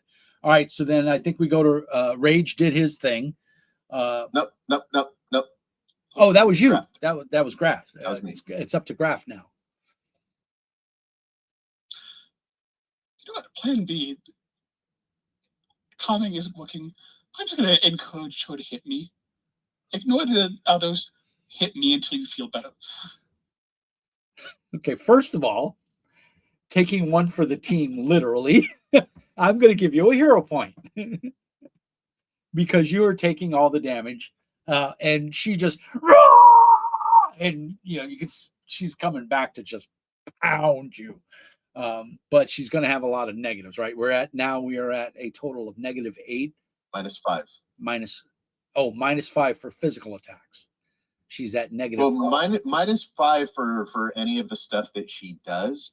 But if someone like bops her, She has she's to at -8. -8 for her saves. I'm Mhm. just trying to get it all It's right only in her my brain. Resistance that is Right. the extra +3 because those are the injuries. All right, so that was Graft. Now it goes back to Vector. You get your reaction back, and it is your go. Yes. It is now my turn. And I am going to try something new. I'm going to do a power stunt. Okay. Now, forgive me, I'm psycho like that. I actually planned my power stunt, so I just printed it for you. My power stunt is how, you know how I'm a stage magician? Yeah. I've been practicing throwing cards. Okay. With my crazy luck, I'm basically bullseye. Right. Or gambit. I can throw a playing card and do 8 penetrating damage multi-attack with it. Oh, geez. But are you within range? Well, my range is only 80 feet, and this is one of the only abilities I have that it's me doing it. Right, because you have to make an attack roll, right? You're trying to hit them with I a have card. to make an attack roll. There's no hiding this one. So I'm going to step up so that I'm within 80 feet Okay, that would be basically the water's of this edge. person. Right, which is basically the water's edge. And I'm going to stand there and throw my cards at them. Okay. Now, All right. no problem with that. But if you roll a natural 1, this is my house rule, and I do this in all my could hit. games. If you roll a natural 1, there is a chance you could hit either graft or pulse. Or an innocent So bypass. you're saying if I'm unlucky? Yeah, Saying if I'm unlucky? you're unlucky. Yeah. Quid pro quo. Yeah. Allow me to introduce myself. Here we go. Now I'm talking so much crap. Let me roll that 1. That would be great. No, I rolled a 7, but that is plus 12 because I have accurate 6. Right. So it's a 19. That's a 19 to hit. All right. So now here's the new. Is she aware of this attack? She still would get her defenses, right? She's Well, defenseless. So Right. She still gets her defense, but her defense is 0 Zero. because her defense is 10. Is basically her armor class is 10. Yeah. So she's hit. Is it damage or is it an affliction? No, this is damage. So yeah, she's gonna get a resistance on it. Right. yeah, well, Right. she's hit. We are now to the resistance stage. Yeah, Mhm. it takes us a while to get through these things, but we are doing it step by step. So Right. It's a learning stage. right. So DC 10, I rolled a 19. So that means I get a automatic crit because she's defenseless. Right. And I did what? 2 degrees of success. Right? Right. So now the 2 degrees of success because of multi-attack increases my effect by plus 2. So what does this bring you? The crit increases my effect by plus 5. So what does this So bring you? so now I'm looking at a plus 7 to my base 8 damage. So that's a 15 damage. To the 10 base, the DC is 25. And I'm at a negative. And now you're at a -8 to your resistance because it's a resistance against physical, It's all of fortitude. your penalties apply. Right. So I got a -8 to my fortitude. So basically, my fortitude is a Well, not your fortitude, your toughness. or toughness. Well, Should be the same number. the same but number. Yeah. toughness to be So fair. 8 minus 14 is 6. Am I correct? So 6. Sounds right. 6. So you plus- roll the DC 20 plus 6. And I'm looking at a DC of 20. 25. 25. Oh my God. Oh, keep it. Keep So it. you need a 19 to take only 1 injury. Nat 20. That's okay, because you remember what you said when I first started? I got my reaction back. Oh no! Let me guess. You're gonna make me re-roll. Make you re-roll. You Yes, sir. I have 2 of those remaining in case anybody's keeping track, in case we get viewers. All after right. this. So I had a 20. Now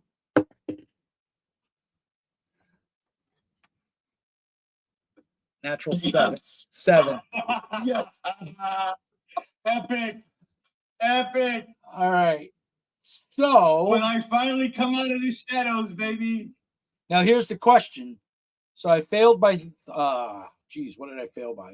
7 from 25 is 12, 13?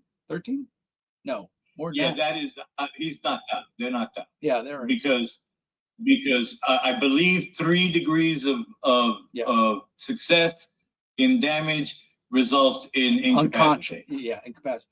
So, Unconscious. It's unconscious. Yeah. So Vector, describe what happens as the rest of you see Rage. Something zips by, and Rage just head snaps back, almost like a bullet or something hit her in the forehead, and then she slumps to the ground unconscious. But describe your And powers. you see Vector at the water's edge, basically unloading an entire deck of cards at her. Wow. He's just throwing the. She's falling down in the act of falling, and cards are still hitting her. Until I've literally run out of cards. So 54 times, huh? Is that standard Yep, deck? I had 2 jokers. You have 2 jokers. And Graft, you're just standing there and she slumps over, falls backwards, splashes in the water, unconscious.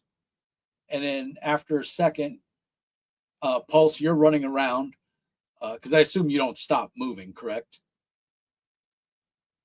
Well, if I see her go down, I probably will. Right, but I'm saying in the meantime, you don't stay stationary in one spot. You're like zip, zip, zip, zip, zip, right? I mean, because of your super speed. Is that a safe assumption? So yeah, you guys, you see that, and then she falls back in the water, waist deep in mud, right?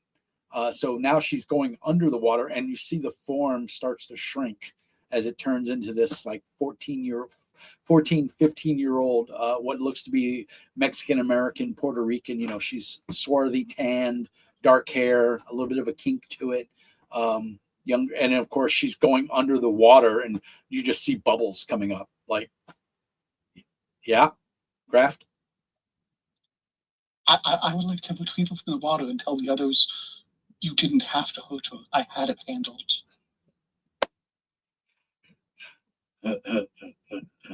You guys can respond. That's up to you. But you pull her out of the water? Guild chuckle. Graft, do you pull her out of the water? Yeah, you pull her out of the water. Hero point for you, sir. You get her out of the water. Yeah, she's just this like 14, 15-year-old girl. Clothes are dirty. She's dirty. She looks a little malnutritioned. And bags under her eyes. Now that she's unconscious, though, everything's slack, so it's not as bad. But you can tell she's a little gaunt. She's definitely malnutritioned. Like when she's in her rage, she can't eat because you don't. Clearly this is a victim of the silver storm. And yeah, she looks really rough. What would you like to do, Graft? You have her in her arms. She's waist down. She's covered in mud, and you can see on the bottom of her foot she does have what appears to be an electrical burn. Like the whole bottom half of her, like from the ankle down, is all crispy burnt. So like whatever damage she takes follows over to this form. To my knowledge, based on the news reports I've heard, whatnot, if I wake her up, is she going to go back to being Rage, or will she be? You would have to say, from what little you've known, she's probably gonna. This is like anything could set her off. Keeping her unconscious is probably the safest move at this point. And this has only been 3 rounds, by the way. Right? 3, maybe this is the bottom of the 4th round. Now you're starting to hear police sirens and emergency vehicles. You can hear a helicopter, coming in. So it's up to you guys. Do you want to stay and be covered by the news or get the hell out of Dodge? What do you want to do? And Graft, you're going first. There's the auto codes, the ones you basically check out on your phone.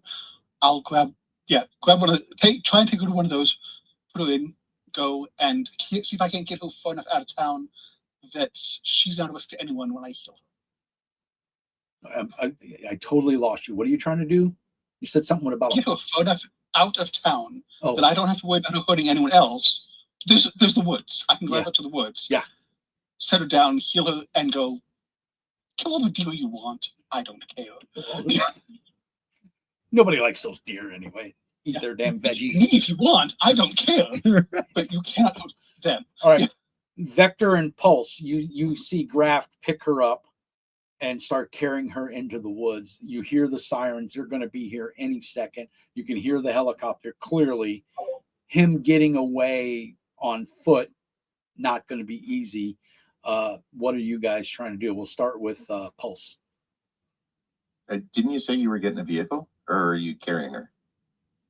Yeah, just carry her to the vehicle and then drive to the woods. Yeah. So he's slowly putting her in the vehicle, but I mean, he's not exactly, a beefcake, if you know what I mean. Now, granted, she's what, maybe 100 pounds soaking wet, 14-year-old girl, malnutritioned on top of that. So yeah, he probably doesn't. Right. What's your natural strength, Graft, for your character? Not great. What is it? -2. -2. Oh, yeah. So he's having a hard time.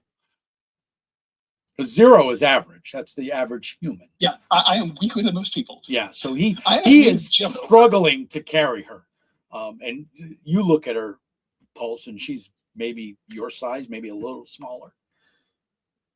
So I don't know if you want to assist him. What are you doing with her?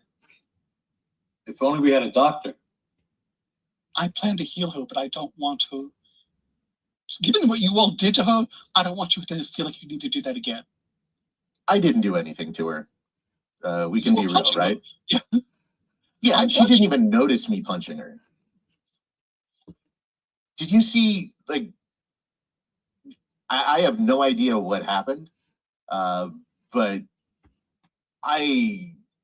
she wasn't even reacting to anything I was doing. Vector, are you making yourself known? Well, wait, time out. Let me retroact. You guys saw at the end, and Pulse, I have to assume you have a pretty good perception roll, or a decent one. +9. Yeah, that's pretty good. You saw this guy step out with a mask and throw these cards, and then all of a sudden she went down. So you saw Vector. Graft, your back was probably to him, so you may not have had a chance to really see him because you were focusing on rage. So my question is, Vector, are you stepping forward to help, or what are you doing? Absolutely. When I came forward to make my attack, I made myself visible and was no longer hiding, and now I'm trying to. I'm actually going to suggest, hey, it's a good thing we were together. We probably wouldn't have been able to take them out individually. We should work together. Let me just interject. Let me interject from the players, the two players, Pulse and Graft. What's this wee shit, motherfucker? They didn't see you do shit. I know. I literally just showed up and threw the cards. That's all they saw me do. Right. But he's enthusiastic and he's happy to see you guys, and no pretense. He's like, you guys are amazing. I don't know about that. I mean, it's Graft, right? Yes, and yeah, I will agree. You were amazing. I mean, I like the fact that you were beating up on a 14-year-old girl, but you were a very good healer. She didn't look like a 14-year-old girl. You realize that, right? 8 feet tall, 1,000 pounds. That was not a 14-year-old girl. That was a rage machine. I don't mean to tell you how to doctor people, but why can't you heal her here? I absolutely could. I just don't think that you want her becoming the 8-foot-tall monster again. Sirens are getting louder. Where are you trying to take her? I was thinking the woods keeps her away from the people you all want to protect, unless you have secondary issues. Go for it. But now Graft, I get where you were trying to go with this, but I don't think the rest of the players did. So you take off super speed to where? The woods? All right, so somewhere in the woods, which I believe are northeast of Emerald City. Holy shit, did you take the girl? Yeah. Oh, he's Mhm. there. There are leaves swirling, and yeah, and there's not even footprints. She runs so fast she doesn't even leave footprints. Yeah. Maybe 3 seconds later. Come on. Now, can you Pulse? Can you carry somebody conscious? I mean, I've got a strength of 2, so That's above you know, average. maybe I can bring someone along. There's nothing in the rules about friction or anything Yeah, but like if you that. look at the chart, the degree of When you come back, I'm still kickstarting my Vespa. well, we said it was battery, dude. You got half a battery left. No, I'm sorry, I'm being mean.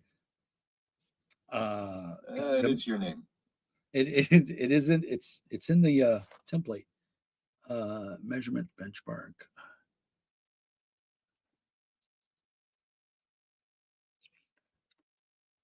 Yeah.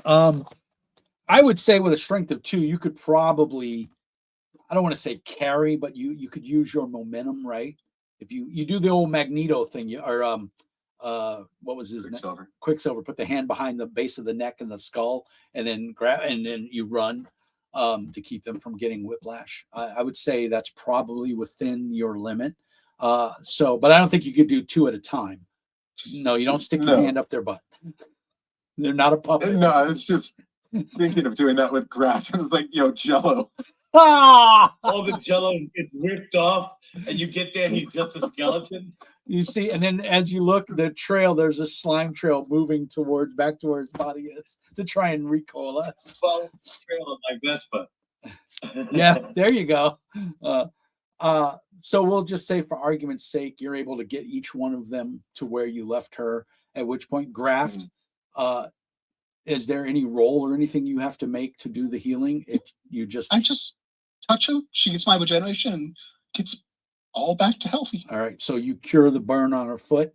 Now, do you control how much regeneration you do? It's all or nothing? Nope. She gets all of it. So she's going to wake up when you heal her. Absolutely. All right. And hopefully lose all of her penalties to toughness. Oh, so all of her penalty, the -7, -8, is all gone. Yeah. Well, no, his stuff may still be there, the defenses and whatnot. I don't know how long that lasts. But all the stuff. Fortunately, out of combat, it would be gone. Yeah. Okay. But all the stuff from the hits will be taken care of by regeneration. All right. So, and because we're learning these powers, what I'm asking you is, would you recommend they leave and you try to keep her calm?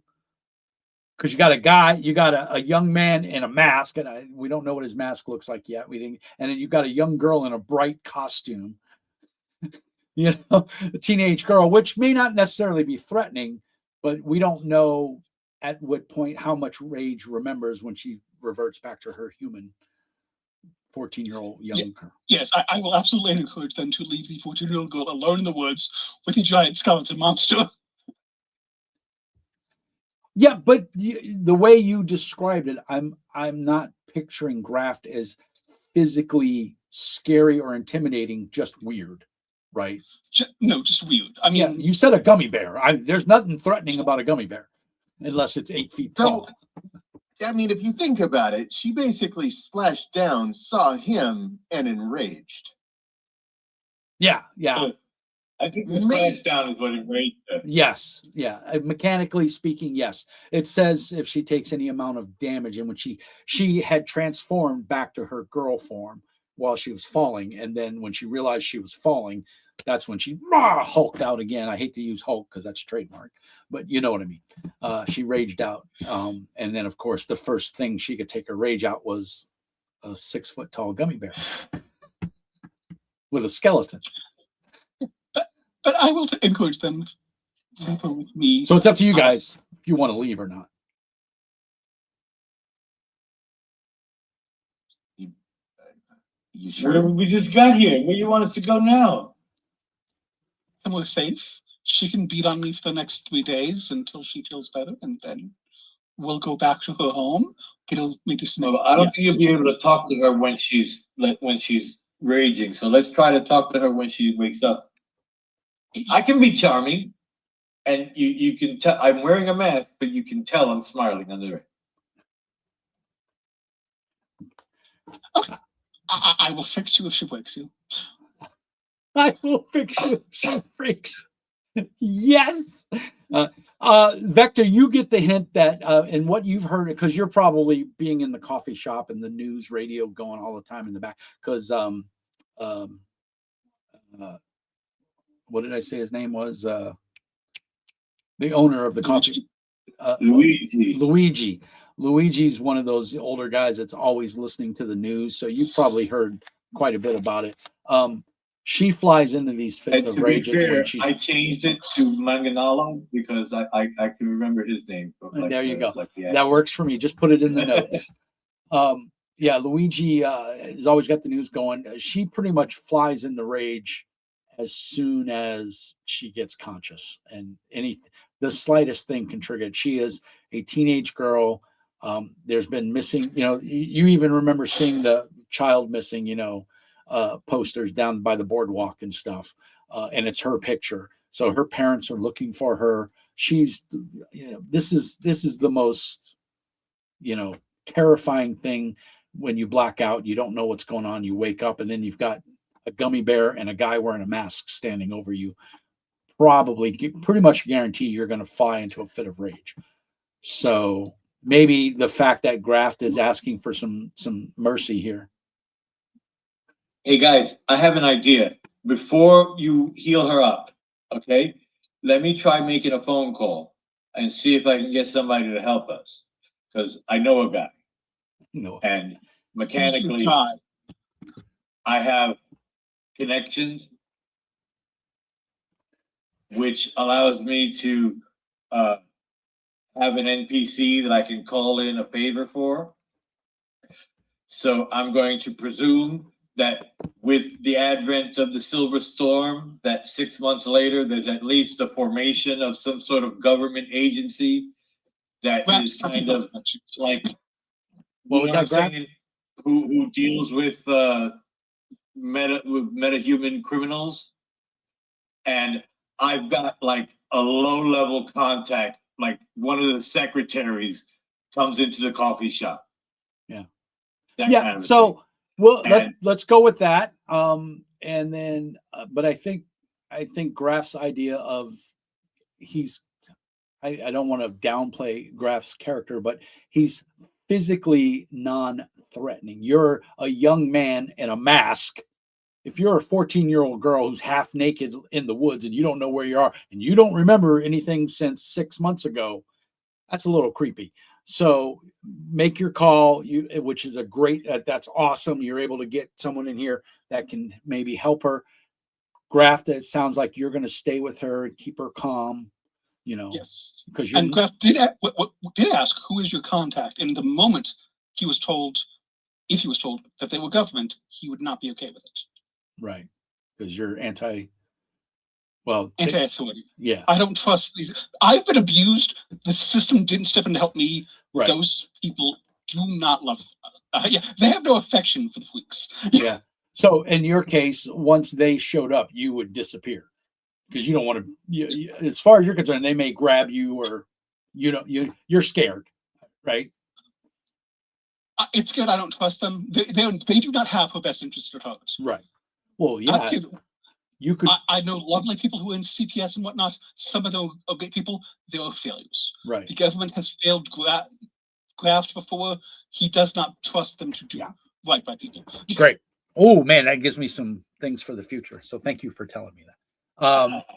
Pulse, you being a young, are you a teenager or you're in college, right? Yeah, she's 19. 19. So a young lady, you can probably empathize with waking up a bunch of men standing around. What we're gonna do is it's almost 2:30 and I have to go.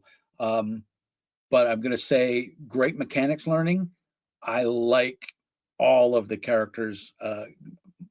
Cosmic, great thinking on your feet as far as you knew you couldn't do a whole lot physically. Yeah. Vector, your power with the luck thing. Oh, I hate it. I love it. I hate it. If I can jump in really quick, it does look like dodge is a viable option for a DC, and that opens up things for me using affliction. Because one of the pre-generated, like after the write-up of affliction as an effect, does use dodge. Okay, so there you go. Yeah. So yeah, and like I said, there's enough in here that is so different from regular M&M, but there's a lot that's the same. But it's been over 10 years since I ran it. So I got some more reading to do, but I'm very happy with where we're going. I think the mechanics seem to work okay. If you guys have thoughts or comments on any of the mechanics, put them in our Mutants and Masterminds channel on Discord, because I will pass them along, because I'm in the Atomic Think Tank and I'm on the beta test group. So I will pass that information along to them. And then we'll go from there. So I know I backed the book. Gil, did you say you backed it? Yes, Right. I'm getting a physical copy because I'm old school. Right, same I like here, a book same on here. my shelf. Mark, are you backing, or are you just going to buy it maybe when it comes out, or no? I'm not pressuring anybody to buy it. I'm just curious how many people. I didn't back it, but I'm definitely buying it. I've bought every version so far. That's kind of the boat I'm in. Not planning to stop. And then Jello? I will probably buy it when it comes out. Yeah. I did not back it, but it's one of those things where now that I'm in a game, it becomes more practical to do so. Right. I don't tend to buy things for games I'm not in yet. Totally understand. And dude, if you hang out on this channel long enough, you'll go through games like you won't believe. Cosmic can tell you. These are all game books, by the way. And that shelf is over 30 feet long. So, and it's 3 levels. So I have quite a few books, got quite a few games, but this was most fun. Henry, I hope you enjoyed listening. And I don't know what's going on. I think Lando's finishing up his Pathfinder First Edition game. Are we good for 2 weeks from now? Is everybody good with that as far as scheduling goes? Good here. Okay. Absolutely. All right. Cosmic, I think Brian is going to run Codex or Exorcist Codex. I'd love if I could play with you, because I'm going to be a player in that game. So He hasn't mentioned it. yeah, well, we just got the game over the weekend, last weekend. Mhm. So, or Tuesday night, I think, is when he turned me on to it and I ordered it.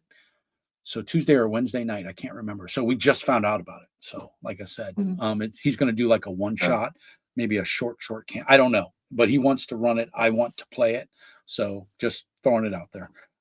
But guys, thank you. I had a lot of fun. There was a hard pause in there for a while we were figuring out stuff, but I think the going back and forth, Gil, fight with your laptop there and figure out what that purple screen is. It's a filter of some kind. Yeah, I don't know what it is. Yeah. All I can say is I've never used my camera before. Maybe it's I would say when you're done with this call, do a reboot of your laptop, and that might reset the settings and make it go away.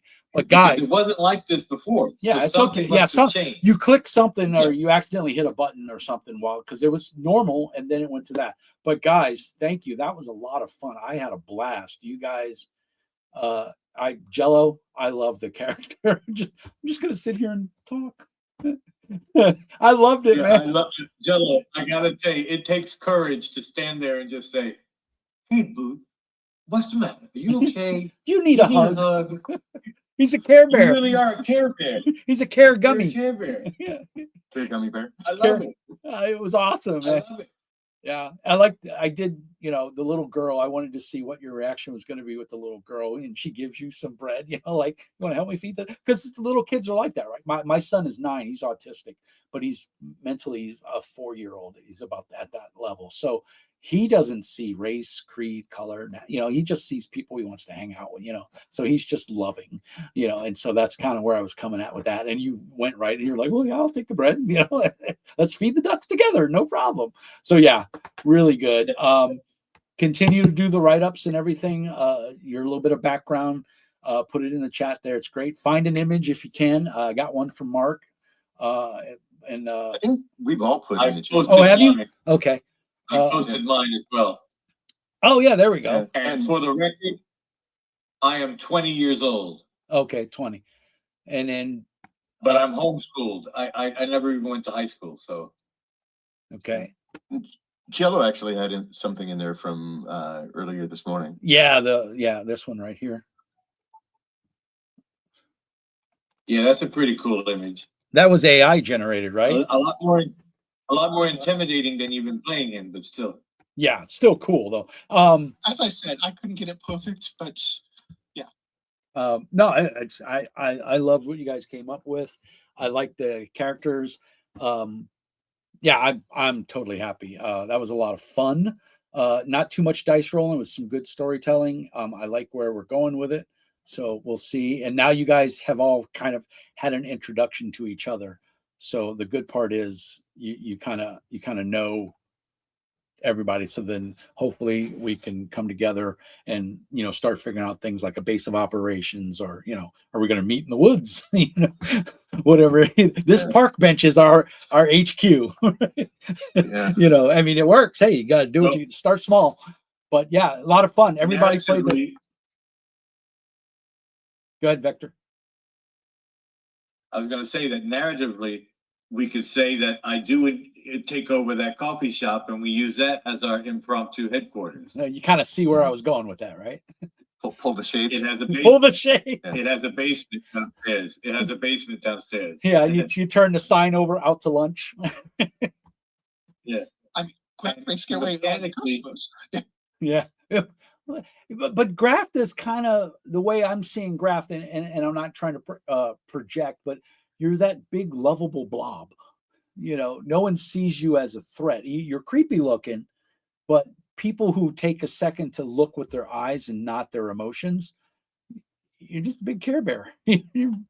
Yes. LOL. Interpersonally, yes, but at the moment that you start getting to things like prejudice or his reputation, anyone who's heard of what he's done knows there's been some dark stuff. He was not that he's a mean guy. It's just when you don't care what you do, there's the guys going, we'll be your friends if you come help us heal the people that we need to know where they took our coke. So we're going to start cutting off bits. You go them back until he tells us where our coke is. Yeah, exactly. And that can jade a person in certain aspects.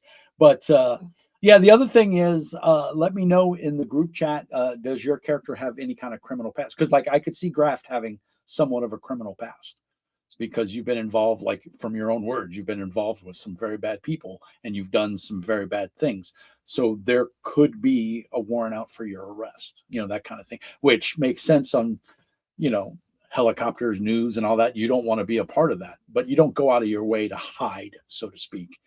So it's kind of like you're hiding in plain sight, if that makes sense. That's kind of how I'm seeing it. And if that's wrong, feel free to shut me down. But that's kind of how I'm seeing it is, you're not going anywhere. You're right here, but people aren't looking at you in that light, So I really dug all the character content. I like the college student, helping dad. And, that of course gives me complications and things to use against you, so to speak. Not against you, but throw at you as complications, It's her grandfather. I figured it was like an Aunt May situation, though changed up a little bit. Is a little bit more, rough around the edges, blue collar. I forget. I don't think I've decided which parent is in jail and which is dead. Yeah, but that's also the situation. All right. Well, and we can definitely throw those notes for all of you. Throw those notes in the Mutants and Masterminds group. Cosmic knows how this works. That group, only we can see it.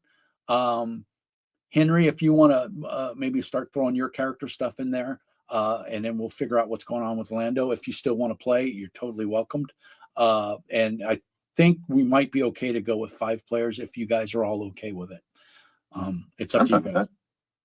Okay. So I don't what I saw today, we might need 5. Right. I tend to throw brutal things at you. But that was awesome. I'm going to end the recording here. Everybody who's watching in the future, thank you so much. Big thank you to all the players. Henry for hanging out and being the lurker behind the closet. I appreciate it. It was fun. Thank you guys so much. And we will do it again in 2 weeks. I'm going to end the recording now, but you guys are welcome to hang out online with me.